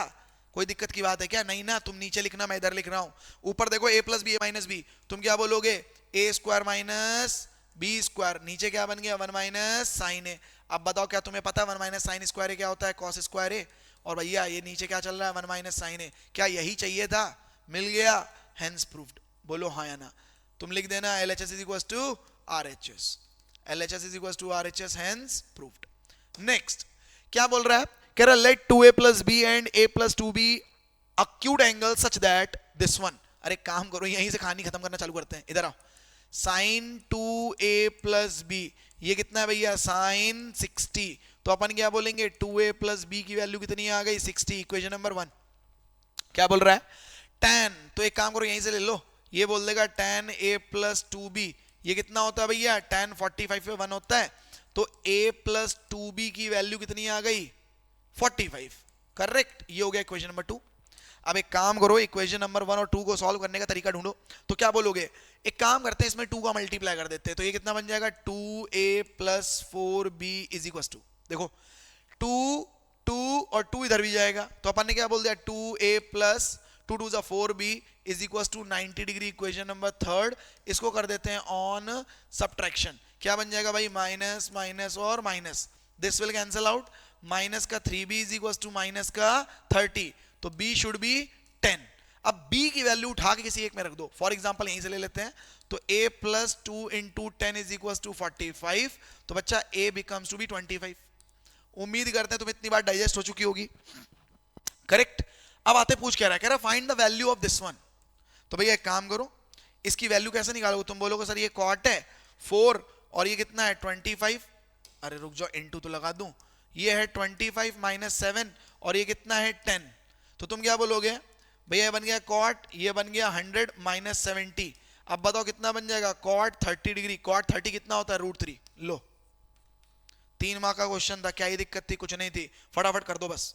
नेक्स्ट कह रहा है 2 digit number is 7 times the sum of its digits. तो एक काम करो भैया, लेट सॉल्यूशन जब लिख रहे हो ना ऐसे क्वेश्चन में, अरे क्या बात है यार, सेक्शन डी पे आ गए अपन, मालूम नहीं चला, सेक्शन डी पे आ गए।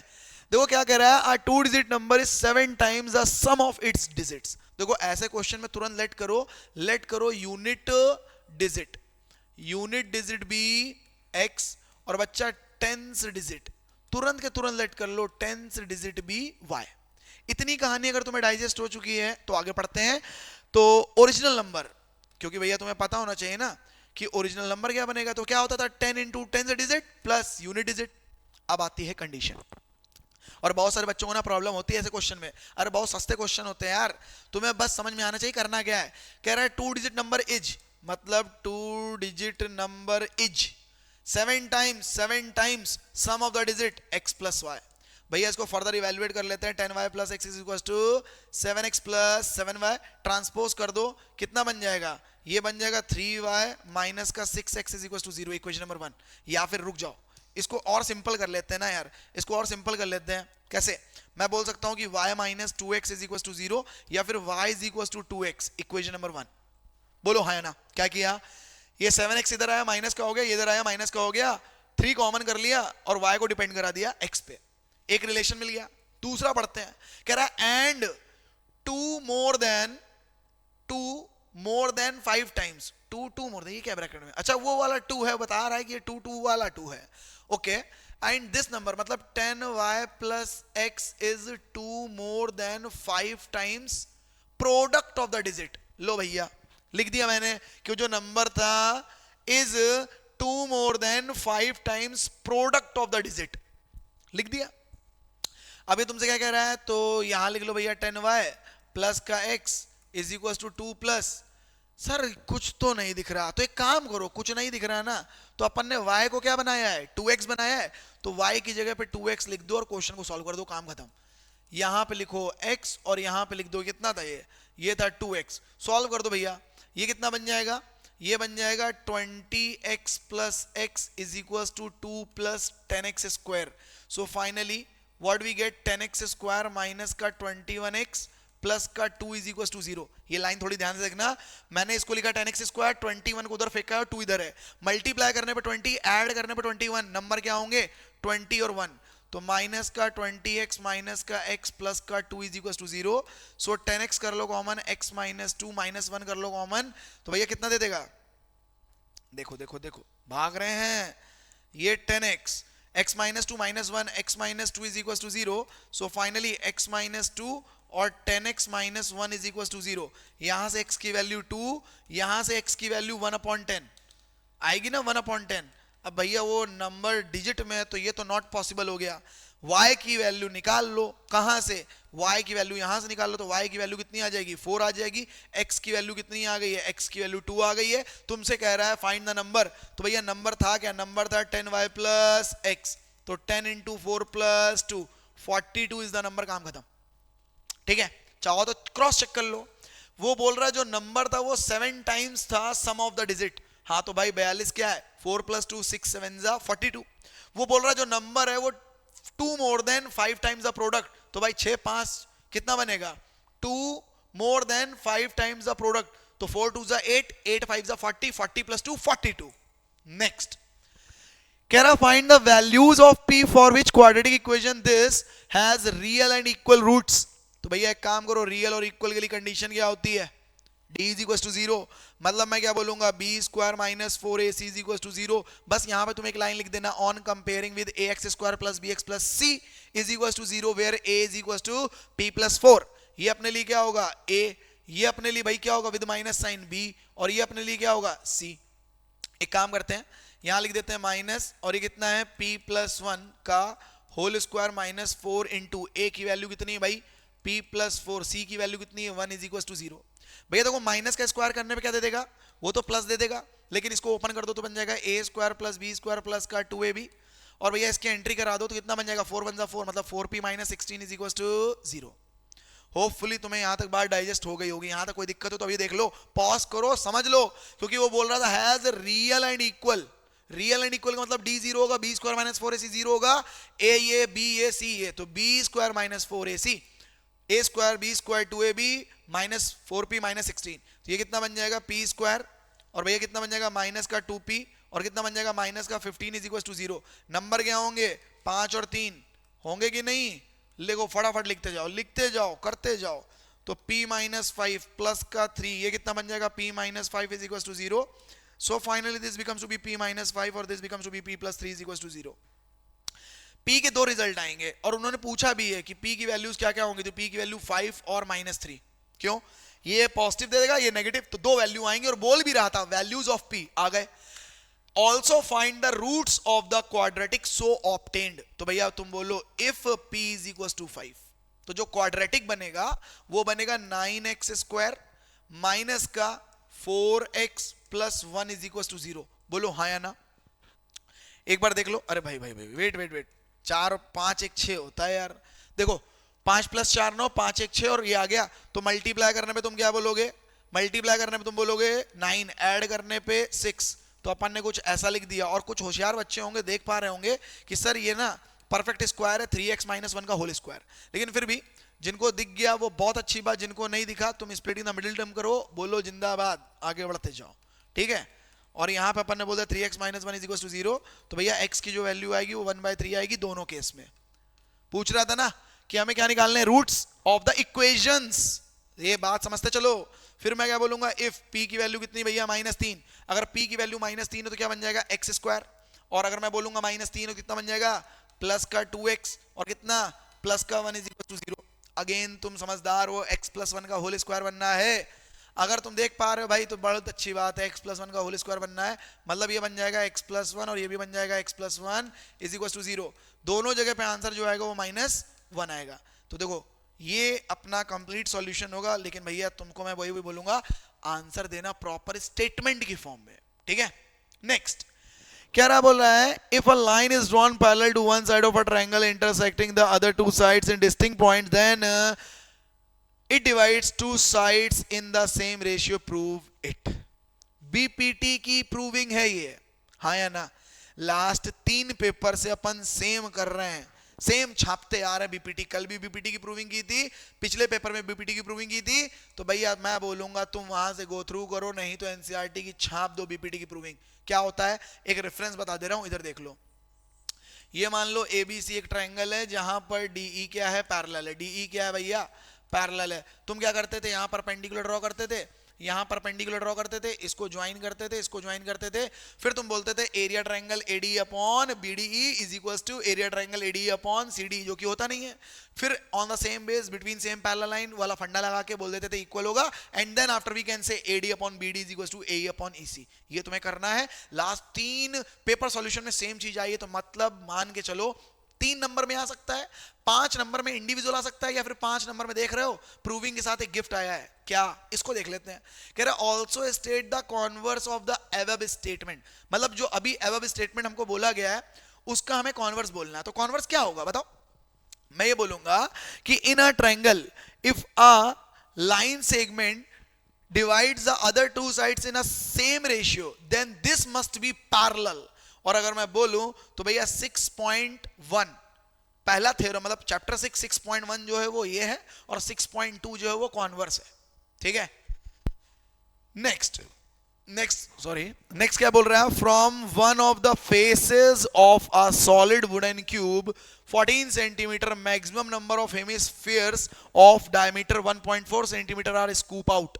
ऐसा नहीं लग रहा यार, ये कहीं देखा है, कल के पेपर में शायद एक क्वेश्चन था ना कि अपन एक 7 सेंटीमीटर के वुड से, जिसका एक टॉप फेस से एक क्या कर रहे हैं, हेमिस्फेरिकल डिप्रेशन कर रहे थे शायद, जिसका रेडियस था 0.7 सेंटीमीटर या डायमीटर था, ऐसा कुछ तो था जितना मुझे याद आ रहा है ना। कल वाले क्वेश्चन में भी ऐसा ही कुछ आया था। तो एक बार देखते हैं क्या बोल रहा है। कह रहा है from one of the faces of solid wooden cube, side दी गई है 14 centimetre, maximum number of hemisphericals of diameter is this are scoop out, find the number of hemisphere. पहले इसी को देख लो। अब आप खुद सोचो, मान लो रेफरेंस के लिए एक डायग्राम बना रहा हूं, ये स्क्वायर है, ये स्क्वायर है, और ये स्क्वायर जिसका साइड कितना है 14/14, मतलब ये 14/14 का है, ठीक, सेंटीमीटर लगा लेना। और इसमें हम क्या कर रहे हैं, 1.4 सेंटीमीटर के डायमीटर का हेमिस्फीयर काट रहे हैं। मतलब जब मैं उसको डिप्रेशन करूंगा, मतलब 3D में जब मैं गड्ढा करूंगा हेमिस्फीयर का, तो ऊपर क्या दिखेगा, सर्कल दिखेगा ना भाई। तो अगर मैं बोल दूं इसका डायमीटर कितना है, इसका डायमीटर 1.4, तो ऐसे कितने बनेंगे। तो तुम बोलोगे सर ऐसे अगर चेक करूंगा तो टोटल 14 है और नीचे 1.4 है, तो इसके अकॉर्डिंग 10 बन जाएंगे रो वाइज और 10 बन जाएंगे कॉलम वाइज। तो टोटल कितने बनेंगे, तो 10 into 10 बच्चा 100 बनेंगे हेमिस्फेरिकल्स, है ना, हेमिस्फेयर्स कितने बनेंगे, 100 बनेंगे। ये बात तुम समझ गए ना कैसे। अगर मैं उनको लगातार ज्वाइन करने की कोशिश करूंगा तो भैया नीचे 14 है, तो 14 जो लेंथ है टोटल, उसमें डायमीटर कितना है 1.4, तो एक 1.4 का कितने बन जाएंगे, तो डिवाइड कर दिए, नंबर ऑफ टाइम्स आ गए रो वाइज, फिर कॉलम वाइज, तो कितने आ जाएंगे टोटल, 10 into 10 100 आ गए। फिर क्या कह रहा है, फाइंड द टोटल नंबर, ये निकाल दिया। कह रहा है that can be scoop out, okay, also find the total surface area of the remaining solid. भैया इसको देख लो, ये अच्छा है, टीएसए ऑफ रिमेनिंग सॉलिड।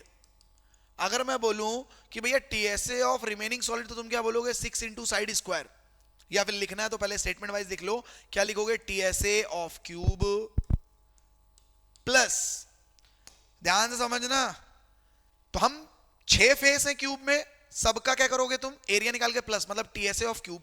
लेकिन एक फेस से तुमने हेमिस्फीयर क्या किए, डिप्रेशंस बनाए, तो वो जितने भी गड्ढे किए, तो वो जब देखोगे तो वो CSA दिखेगा, किसका दिखेगा? हेमिस्फेयर का।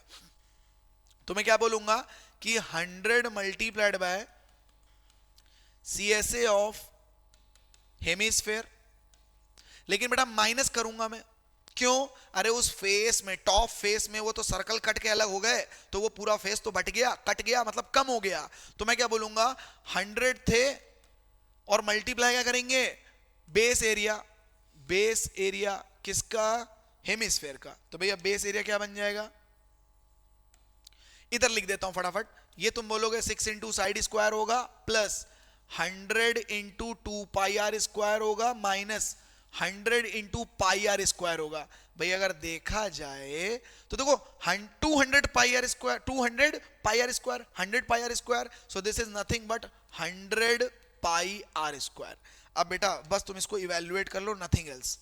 तो 6 इंटू 14 प्लस 100 इंटू, क्या हमको पाई बोला गया है? अगर बोला जाता तो अच्छा रहता यार, 3.14 होता तो मजे आ जाते, लेकिन नहीं बोला गया तो 22/7। और रेडियस, तो भैया डायमीटर कितना था? डायमीटर है 1.4, तो रेडियस कितना होगा? 0.7 इंटू 0.7। अच्छा देखो कहीं ना कहीं काम हो गया, कैसे? इसने इसको काट दिया, इसने इसको काट दिया। अब मेरे को बताओ 14 कितना होता है? 196, करेक्ट? तो 196 इंटू 6, 6 6 36, 3 9 6 54, 5 11, ठीक है? कैलकुलेशन देखो चेक कर लिया करो भाई। 14 का स्क्वायर 196, 6 6 36, 54 3 57, 5 6 11, ठीक है? और फिर क्या बोलोगे? प्लस कर दो, प्लस कर दिया मैंने, और प्लस किसको कर दें? 100 पाई आर स्क्वायर, 0.7 0.7, तो ये कट गया, ये कट गया, ये बन जाएगा भैया 154। चलो इसको प्लस कर दो जल्दी से। ये अगर 154, 6 5 10 12 13 1, गड़बड़ तो नहीं कर रहा हूं? चेक कर लो, इधर आ जाओ। 1176 154, 6 4 10 1 12 13 1 3, सही है ना? 6 4 10 12 13 1, ठीक है। नहीं कभी कभी क्या होता है ना कि आप भाग रहे हो तो कैलकुलेशन चली जाती है, तो देखो इसीलिए मैं बोल रहा हूं आप भी चेक कर लेना, रफ कॉलम बनाना, उसमें वर्किंग कर लेना, गलती नहीं होनी चाहिए। चलो भैया, तो ये तो अपना आ गया आंसर, काम खत्म, ठीक? यूनिट लगा दो बस। क्या चल रही थी? सेंटीमीटर, तो क्या बन जाएगा? Square centimetre. आते हैं नेक्स्ट क्वेश्चन पे। ऑप्शनल पार्ट है इसका, बोल रहा है from a solid cylinder of height 24 centimetre, radius 5, two cones of height 12 and radius 5 are hollowed out. कह रहा find the volume and the surface area of the remaining solid. चलो भैया, सबसे पहले देखो, अगर मैं सॉल्यूशन लिख रहा हूं तो सबसे पहली बात मैं क्या करूंगा? सबसे पहले मैं इसको समझूंगा किस पॉइंट ऑफ व्यू से, कि मैं एक सॉलिड सिलेंडर जिसकी हाइट पता है, रेडियस पता है, कोन काट रहा हूं, वो भी दो, हाइट पता है और रेडियस पता है, और हॉलो आउट कर रहे तो वॉल्यूम। तो सबसे पहले अगर मैं ऐसा बोलूं कि height of cylinder, H of cylinder, तो तुम क्या बोलोगे? सिलेंडर की हाइट कितनी है? 24 सेंटीमीटर। और भैया रेडियस ऑफ सिलेंडर कितनी है? 5 सेंटीमीटर। फिर मैं बोल रहा हूं रेडियस ऑफ कोन, है ना? Radius of cone. अब तुम बोलोगे सर आपने उसको भी आर से रिप्रेजेंट किया है। अरे भाई रेडियस सेम है, दैट्स द रीजन मैंने उसको सेम आर से रिप्रेजेंट किया है, बट इसको स्मॉल एच लिख रहा हूं। किसके लिए? मैं बोल रहा हूं कि radius of cone, height of cone, तो इसको स्मॉल एच कर दिया है, और वो कितना है? 12 सेंटीमीटर। और मैं क्या बोलूंगा? Volume of remain solid. तो भैया वॉल्यूम ऑफ रिमेन सॉलिड, तुम क्या बोलोगे?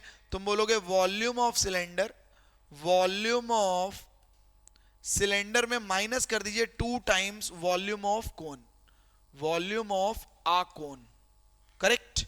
इसको जल्दी से इवैल्यूएट कर लेते। तो वॉल्यूम ऑफ सिलेंडर क्या होता है भैया? Pi r square, capital H, देखो नोटेशन, और ये 2 into 1/3 pi r square H. Hopefully तुम्हें इतनी बात समझ में आ गई होगी। मैंने क्या किया, मैं फिर से रिमाइंड कर देता हूं। टोटल वॉल्यूम सिलेंडर था पाई आर स्क्वायर एच, दो कोन स्कूप आउट किए या ड्रिल्ड आउट किए, हॉलो आउट किए, मतलब निकाल के फेंक दिया सॉलिड, वॉल्यूम कम हो रहा होगा। तो मैंने क्या बोलते हैं? माइनस कर दो 2 इंटू वॉल्यूम ऑफ कोन, तो भैया 2 into 1/3 pi r square h. अब अगर मैं ध्यान से देखूं तो पाई आर स्क्वायर कॉमन हो रहा है, ये बन जाएगा h माइनस 2/3 स्मॉल h, हाँ या ना? पाई आर स्क्वायर कॉमन किया, capital H minus 2/3 small h, तो अपन क्या बोलेंगे? 22/7। रेडियस कितनी थी? 5 इंटू 5, कैपिटल H था 24 माइनस 2/3, स्मॉल h था 12। भैया 3 4 जा, तो इधर कर लेता हूं मैं। तुम क्या बोलोगे? 22/7 इंटू 25 इंटू, इधर आओ, कटिंग कर दो, कितना बचेगा? 24 में से 8 माइनस कर दो, 24 में से 8 माइनस करेंगे कितना बचेगा भैया? तो 24 में से 8 गया, 16 8 24, करेक्ट। अब कर लो मल्टीप्लाई। तो देखो मल्टीप्लाई करने के लिए मैं क्या बोल रहा हूं, मेरे दिमाग में एक आइडिया आ रहा है। आइडिया क्या आ रहा है देखना, रफ रफ करके दिखा रहा हूं कि मैं क्या सोच रहा हूं, एग्जैक्ट कैलकुलेशन कैसे करने वाला हूं। इसको 2 दे दो, ये बन जाएगा 50, ये बनेगा 11, ये बनेगा 16, बोलो हाँ। फिर एक काम करो, 5 इसको दे दो, तो 0 16 5 80 और 11, हाँ। अब देखा कैलकुलेशन आसान हो गई, मतलब ये आ जाएगा 8800/7 क्यूबिक सेंटीमीटर। कैलकुलेशन देख रहे हो मैंने कैसे की है, मतलब मैं नंबर को अपने फेवर में बना रहा हूं, वो बच्चों तरीके नहीं कि 22 5 110 11 फिर 55 16 5 80 कर सकते हो। अगर तुम्हारी कैलकुलेशन बहुत तेज है तो मजा आ जाएगा। लेकिन मैं क्या देख रहा था यार, 5 है 2 है 0 बन जाएगा, फिर 5 6 फिर 0 बन जाएगा। मैं 0 0 बना के काम थोड़ा जल्दी घसीट दिया। ठीक है, आ जाओ इधर आओ। फिर क्या कहना चाह रहा है तुमसे, फिर भैया तुमसे क्या कह रहा था, एक पार्ट तो अपन ने वॉल्यूम वाला पार्ट इधर कर दिया है। फिर तुमसे कह रहा था surface area of remain solid, मतलब surface area of remain solid. तो भैया मेरे को बताओ surface area of remain solid निकालोगे कैसे? तो तुम क्या बोलोगे कि क्या क्या मिलेगा। तो देखो इसको थोड़ा विजुलाइज करते हैं, इसको थोड़ा विजुलाइज करते हैं कि हमसे उसने बोला 2 cones of height this are hollowed out, और कह रहा फाइंड द वॉल्यूम। तो कहने का मतलब क्या होगा, सॉलिड सिलेंडर होगा, एक कोन यहां से गया एक कोन यहां से गया, तो बचा क्या, सिलेंडर का सीएसए। तो अपन क्या बोलेंगे, CSA of cylinder, CSA of cylinder plus, क्योंकि देखो वॉल्यूम अगर एड ऑन करोगे तो प्लस होता है, ठीक, हटाओगे तो माइनस होता है। लेकिन जब तुमने हटाया है तो तुमने देखा क्या, टॉप गया बॉटम गया, सीएसए ऑफ सिलेंडर बचा। ऊपर से देखोगे दिखेगा क्या, सीएसए ऑफ कोन। नीचे से क्या दिखेगा, सीएसए ऑफ कोन। तो मैं क्या बोलूंगा, 2 times multiplied by CSA of cone. ठीक है, तो भैया ये क्या बन जाएगा, ये बन जाएगा 2 पाई आर एच। देखो मैंने कैपिटल एच लिया क्योंकि सिलेंडर की बात हो रही थी, और इसको मैं बोलूंगा 2 इंटू वो क्या होता है, पाई आर एल। सर एक प्रॉब्लम है, प्रॉब्लम ये है कि अपने को ना एल नहीं पता है। बात तो हकीकत है भाई, अपने को एल नहीं पता है, तो एक काम करते हैं ना, एल के लिए काम कर लेते हैं। देखो क्या किया, 2 पाई आर कॉमन किया, capital S plus capital H plus L. एक काम करते हैं, यहां काम कर लेते हैं एल के लिए। तो एल क्या होता था, over root r square plus small h. क्यों, हमें लेना क्या है, कोन। तो आप बताओ, क्या मैं डायरेक्ट बोल दूं यार ये 13 आएगा, क्यों, पाइथागोरस इंटरपोलेट है। 2 इंटू 22/7 इंटू ये कितना है 5, कैपिटल एच कितना है 24 प्लस ये कितना है 13। देखो अगेन ये बन गया 220, कैसे, 2 5 10 और 22, 220 बटे 7, और ये कितना बनेगा, ये बन जाएगा भैया 37, करेक्ट। 4 3 7 और 2 1 3, तो नीचे 7 पड़ा है, पड़ा रहने दो, ऊपर मल्टीप्लाई कर लेते हैं। लेकिन उसके पहले मैं चाहता हूं, सीएसए चल रहा है तो यूनिट लगा लो स्क्वायर सेंटीमीटर। अब मल्टीप्लाई मैं कैसे कर रहा हूं, तो देखना तरीका मेरे दिमाग में क्या आ रहा है, 20 को डिस्ट्रीब्यूट कर दो 2 और 11 में, तो ये 2 से मल्टीप्लाई करेंगे कितना बन जाएगा 74, करेक्ट। 2 7 14 1 6 1 7, और 11 से मल्टीप्लाई करने का तरीका क्या होता है, नंबर को ऐड करके लिखते जाओ। तो ये बना 4 4 7 4 11 1 1 8, खत्म। उम्मीद करते हैं तुम्हें बात समझ में आ गई होगी। नहीं तो देखो, अगर तुम्हें 37 का टेबल आता है कि 37 2 74, 74 प्लस 7 81, तुम कर सकते हो। लेकिन मैं चाहता हूं कि तुम नंबरों को ऐसा फ्रेम करो तुम्हारी कैलकुलेशन जल्दी हो जाए। ठीक है, चलो नेक्स्ट आते हैं भैया। ये कह रहा है medical checkup was carried out for 35 students of a class and their weights were record as follows. कह रहा है find the difference between mean and median. Okay भैया, तो पहले तो मीन निकालना होगा भाई मेरे को, और मेरे को अगर मीन निकालना है तो मेरे को कहीं ना कहीं एक्स चाहिए होगा। एक काम करें क्या, एक काम करते हैं, ऊपर एक्स बना लेते हैं, है ना। मैं लिखना थोड़ा कम चाह रहा हूं, तुम क्या करना, पूरी टेबल बनाना, class interval frequencies X F X sigma F X sigma F, ऐसे वाला। लेकिन एक अच्छी चीज है, स्टूडेंट कितने हैं 35, मतलब ये अपने आप हो जाएगा, ये भैया अपने आप हो जाएगा सिग्मा एफ, और सिग्मा एफ कितना हो जाएगा 35। एक काम करो, क्लास मार्क निकाल लो, तो ये कितना आ जाएगा भैया 39, हाँ या ना, 39 आ जाएगा। क्यों, upper limit plus lower limit upon 2, फिर कितना आ जाएगा 41, फिर 43, फिर 45, फिर 47, फिर 49 और फिर 51। फिर क्या करते थे अपन निकालते थे एफ एक्स, तो देखो मैं ऊपर लेते जा रहा हूँ, क्यों? मैं नीचे मीडियन के लिए काम कर लूंगा बस इसलिए, ठीक है, क्योंकि मेरे को सीएफ भी बनाना होगा ना भाई, तो वो मैं नीचे बना लूंगा। इधर मीन निकाल लेंगे, उधर मीडियन निकाल देंगे, फिर माइनस कर देंगे। अब इधर आ जाओ कि हमें क्या निकालना था, एफ एक्स। तो भैया 39 इंटू थ्री, 39 इंटू थ्री कितना होता है, 117। If I am not wrong 117। तुम्हारी रिस्पॉन्सिबिलिटी चेक करो, 3 9 27 2 11, ठीक है। तुम तो करोगे नहीं, भरोसे बैठे हो बस मेरे। कितना आ जाएगा देखो, अभी हो जाता ना गड़बड़, 2 1 2 4, फिर कितना बनेगा, 4 3 12 1 72, ये 172 है भाई, ठीक है। क्यों, 4 3 12 1 16 1 17, और ये कितना बन जाएगा, कितना बनेगा ये 215, करेक्ट। फिर भैया ये कितना बन जाएगा, तो 14 7 98 और 9, तो और कितना होता है 56, 56 और 9 कितना बन जाएगा, 9 6 15 मतलब 65, ठीक। फिर भी चेक कर लो एक बार, कहीं गड़बड़ी नहीं होनी चाहिए। क्या बोल रहा है, 14 7 98, 9 14 56, 56 और 9, ठीक है 65। फिर ये कितना दे देगा, तो 9 4 36, 3 16 3 19, ठीक है, करेक्ट, बिल्कुल सही है। और ये कितना दे देगा, 153। एक काम करो, निकाल लो सिग्मा एफ एक्स। अब भैया प्लस करने की बारी है, तो प्लस करते हैं जल्दी से, प्लस करते चलो। 7 8 9 10 11 16 16 24 30 33, सही है 33। तो 3 1 4 12 19 20 25 25 और 9 34 39, ठीक। 3 4 5 6 7 8 9 10 और ये बन गया 15। चलो भैया, तो मीन क्या होगा, मीन एक बार देख लेते हैं।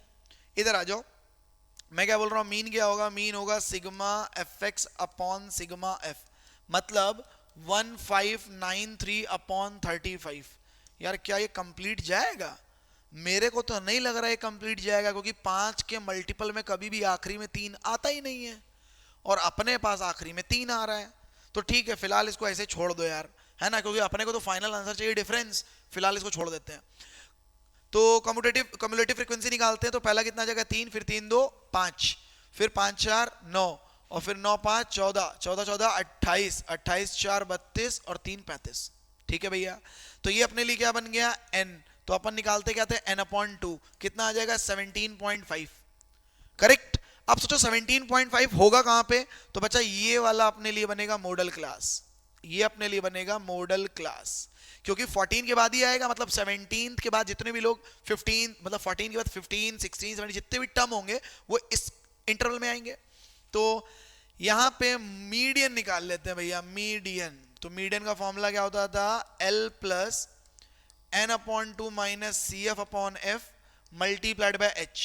तो आप मेरे को बताओ L की वैल्यू कितनी है 46, n अपॉन 2 कितना है 17.5, ठीक है 17.5 माइनस सी एफ। तो भैया ये f है, ये f है, सी एफ ये है अपने लिए, तो हम क्या बोलेंगे सी एफ, और ये f कितना भैया, f कितना है, कहां गया, एफ भी 14 है, क्या बात है। कोइंसिडेंटली मॉडल क्लास के पहली वाली जो होती है कम्युलेटिव की लाइन में वो होती सी एफ, और उसकी क्लास में f होती है, दोनों को दोनों सेम हो गए, कोई दिक्कत नहीं है। इनटू h कितना है, h है अपने पास 2, एक काम करो इसको से कट कर दो, बन जाएगा 7, ठीक है। और क्या कर सकते हैं, तो फिलहाल 46 प्लस ये कितना दे देगा, ये दे देगा 3.5, ठीक है, और अपॉन 7, क्या बात है, इसको कट करेंगे तो 0.5 आ जाएगा। अरे भैया ये तो आ गया 46.5, यार ये तो कंप्लीट चला गया, ये गंदी बात है यार, ये पूरा चला गया, ये बचा, इसका मतलब ये भी जा सकता होगा, अपन ने ट्राई नहीं किया ना, सोचा कि बाद में आएगा एलसीएम ले लेंगे, कोई बात नहीं, फिर इसको भी ट्राई कर लेते हैं। एक बार इधर देख लेते हैं, 13.5 0.7 2 7 0.5 46.5। तो एक काम करो यार, इसको चेक करो क्या ये 7 से जा रहा है, चेक करो क्या ये 7 से जा रहा है, होपफुली 7 2 14, 7 2 14, नहीं यार 7 से कहां जा रहा है, 7 से तो जा नहीं रहा है ये। अगर ये 7 से नहीं जा रहा मतलब ये कंप्लीटली डिविजिबल नहीं है, फिर तो पंगा हो रहा है कि अपनी कैलकुलेशन एरर कर दी क्या, क्योंकि अगर यहां पर ये 6 0 होता तो ये 7 से कंप्लीटली चला जाता और ये भी डेसिमल में जाता।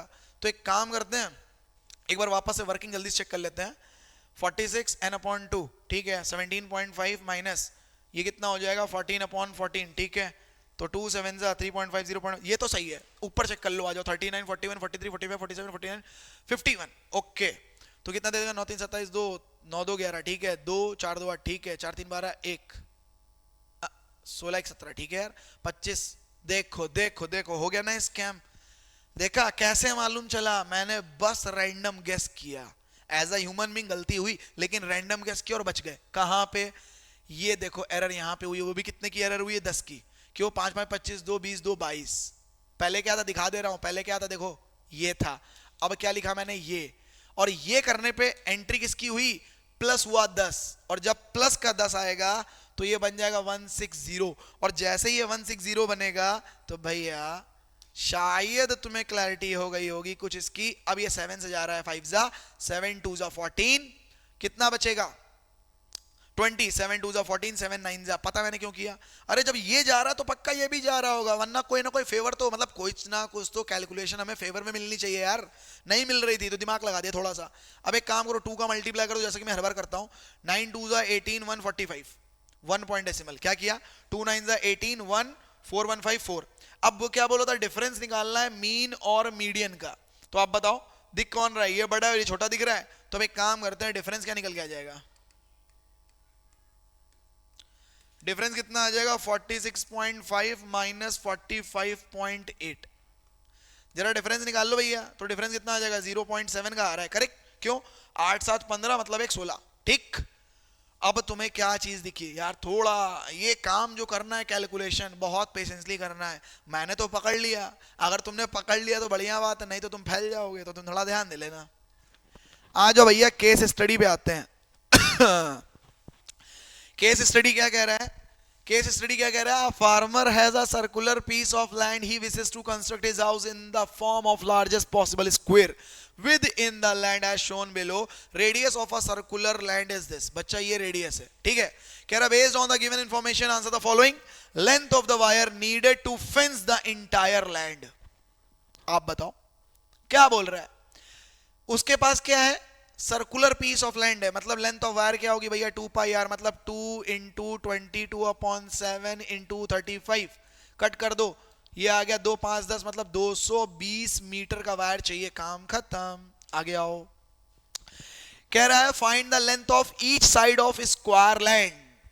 स्क्वायर लैंड ये जो इसने बनाया है, ये बनाया है, तो आप खुद बताओ अगर मैं इसको ज्वाइन करा दूं तो ये डायमीटर हो जाएगा, मतलब जो डायगोनल ऑफ स्क्वायर है, मतलब जो डायगोनल ऑफ स्क्वायर होगा, this is nothing but diameter होगा।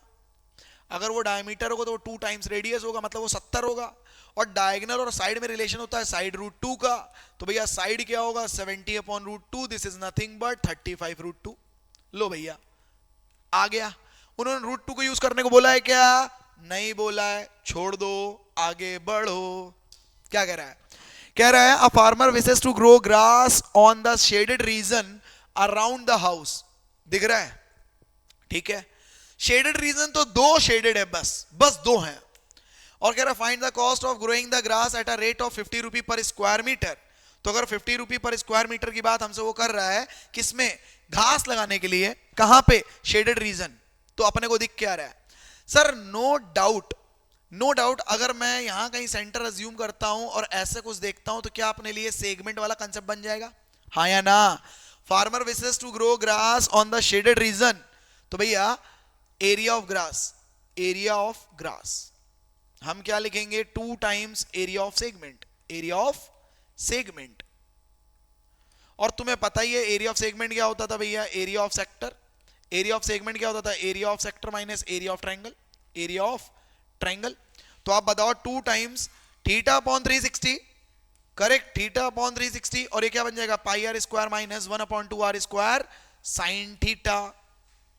अब थोड़ा सा यहाँ पे टर्निंग पॉइंट है, सर हमने उस सर्कुलर में जो वायर चाहिए था वो तो सरकमफेरेंस हो गया, साइड निकालने के लिए डायगोनल का कंसेप्ट यूज कर लिया, यहाँ पे हम एंगल कैसे ढूंढे, अरे भैया अगर वो डायमीटर है तो डायमीटर इंटरसेक्ट करेंगे, और स्क्वायर में जो डायमीटर है वो स्क्वायर के डायगोनल है, तो कहीं ना कहीं वो बाइसेक्ट करेंगे एक दूसरे को, कहां पर 90 पे, दैट इज द रीजन हम थीटा कितना ले लेंगे, थीटा ले लेंगे भैया 90, ठीक है।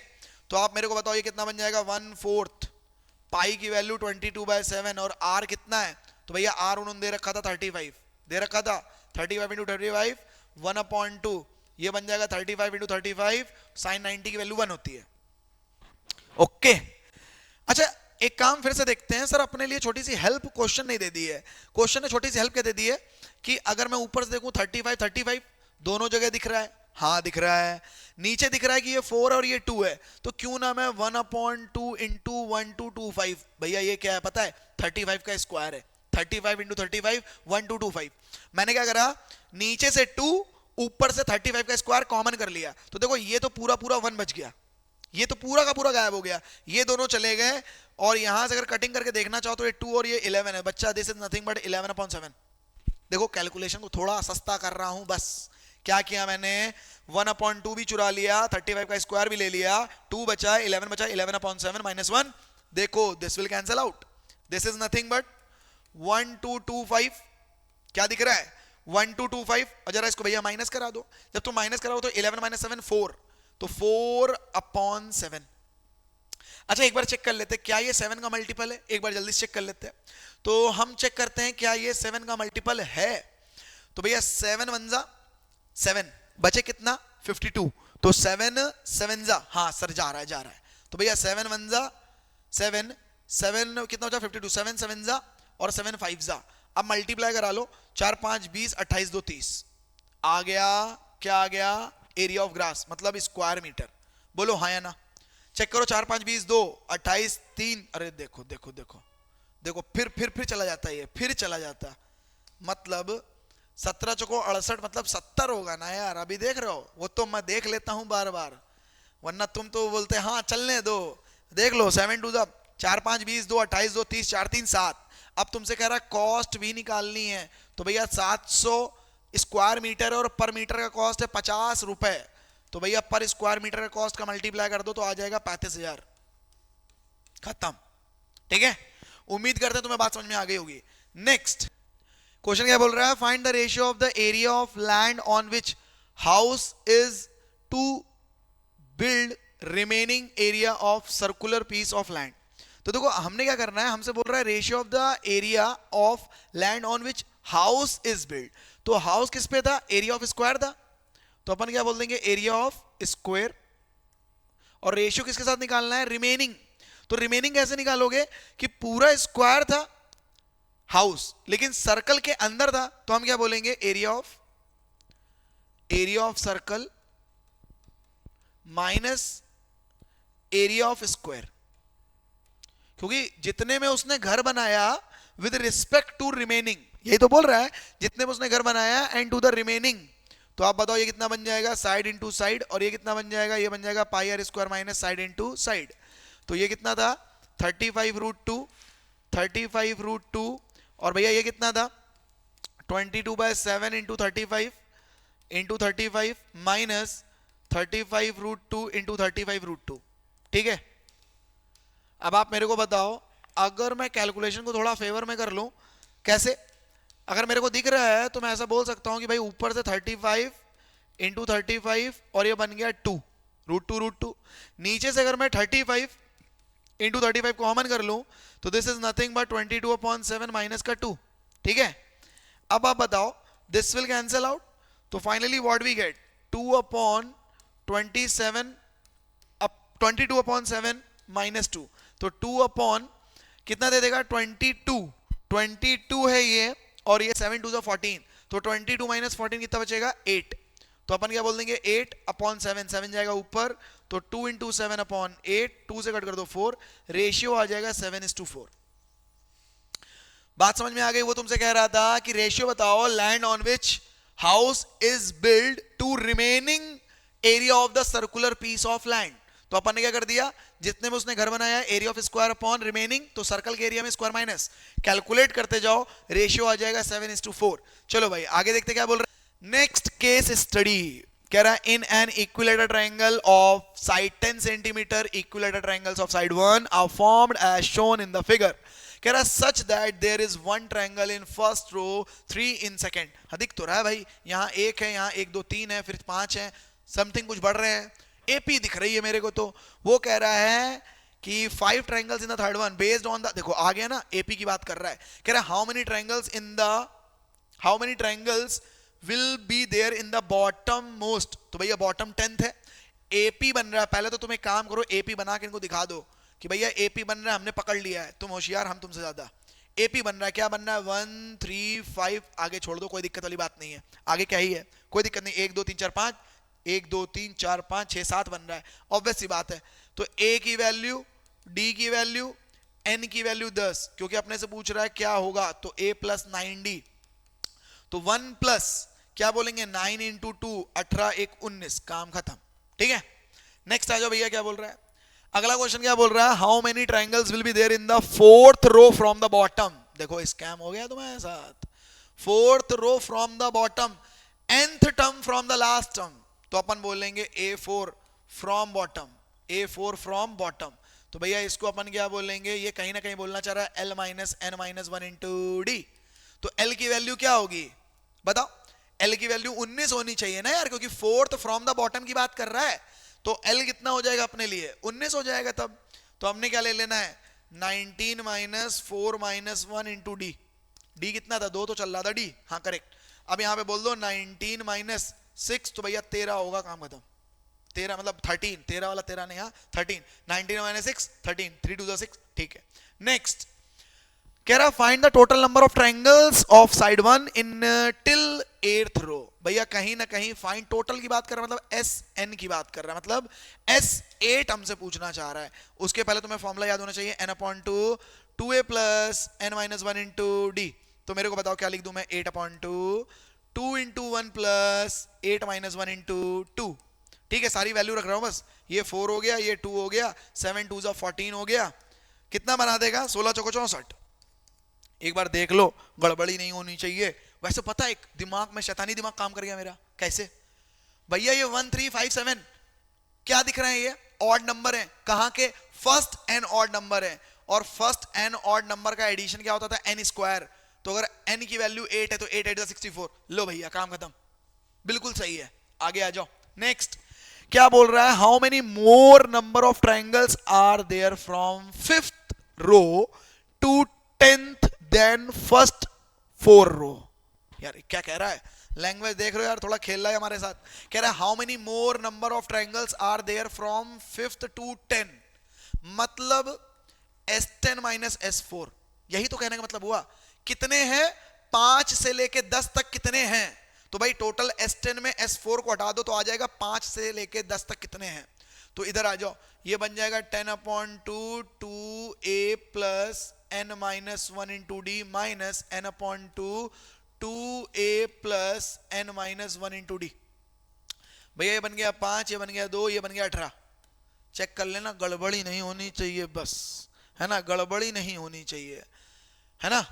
तो कितना बन जाएगा ये, क्या मैं बोल रहा हूं, कितना बन जाएगा भाई, ये चेक करो यहाँ पे, ये बना 5, ये 2 और 9 2 18, ठीक है, तो 18 2 नहीं 36, तो 36 और 5 कितना हो जाएगा 36 इंटू 5,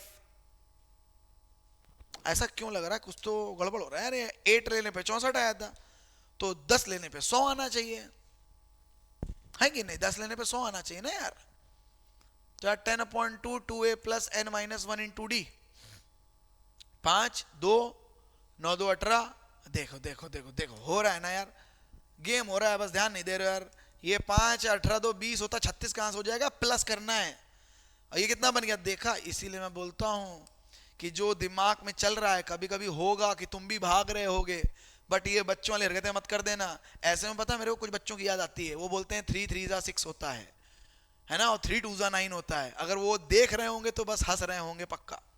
चलो इधर आ जाओ, तो 18 2 20 20 5 100 हो गया, और ये कितना बन जाएगा 2, और ये कितना बन जाएगा 2 और 2 2 4, अगेन ये 4 तो 16 होना चाहिए, तो 6 2 12, देखो देखो है ना, फिर से कुछ भाग रहे हैं हम लोग, तो भैया दिख रहा है ना 3 2 6, आ जाओ, तो 2 और 8 ये बन गया 16, तो कितना बन जाएगा ये 84, ये तो आ गया कि 5 मतलब 5th रो से 10th रो तक कितने लोग हैं टोटल 84।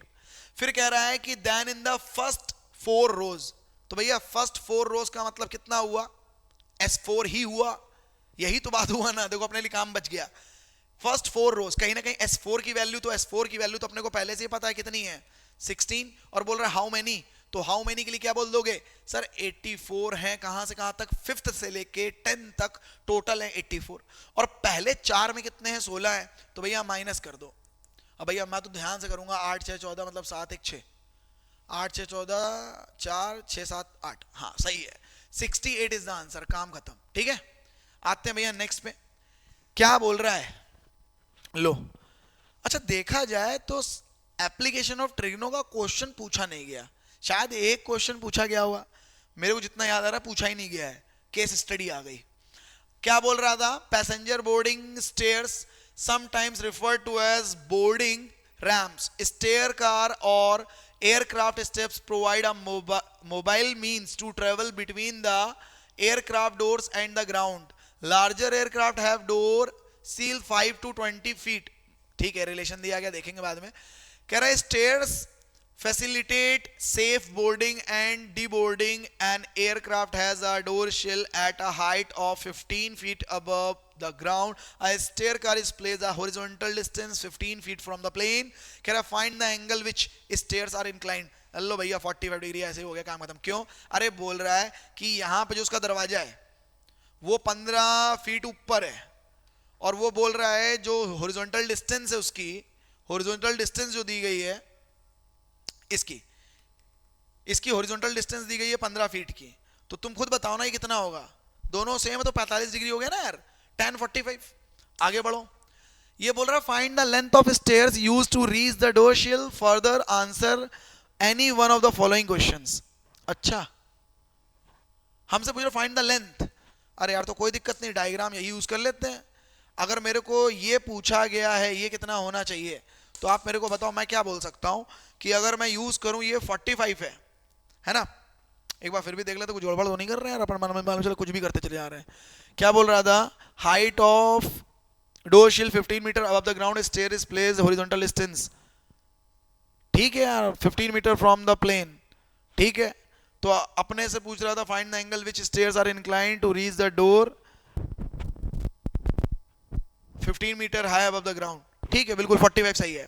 अब आप मेरे को बताओ अगर डायग्राम यही था, ये 15 था और ये 15 था, और तुमसे क्या कह रहा है find the length of stairs, हमसे पूछ रहा है ये कितना होगा, तो आप बताओ क्या मैं ऐसा बोल सकता, पाइथागोरस लगानी, पाइथागोरस लगा लो 15√2 आ जाएगा, और वो भी बनेगा फीट, खत्म। सेंटीमीटर में उन्होंने बोला नहीं कुछ भी, तो अपन फीट में देंगे, अगर वो बोलते तो अपन दे देते। आगे आओ, कह रहा what should be the shortest possible length of stairs to reach the door sill plane 20 feet above, तो भैया पहले तो ग्राउंड से 20 फीट ऊपर है यहां पे, और वो बोल रहा है एंड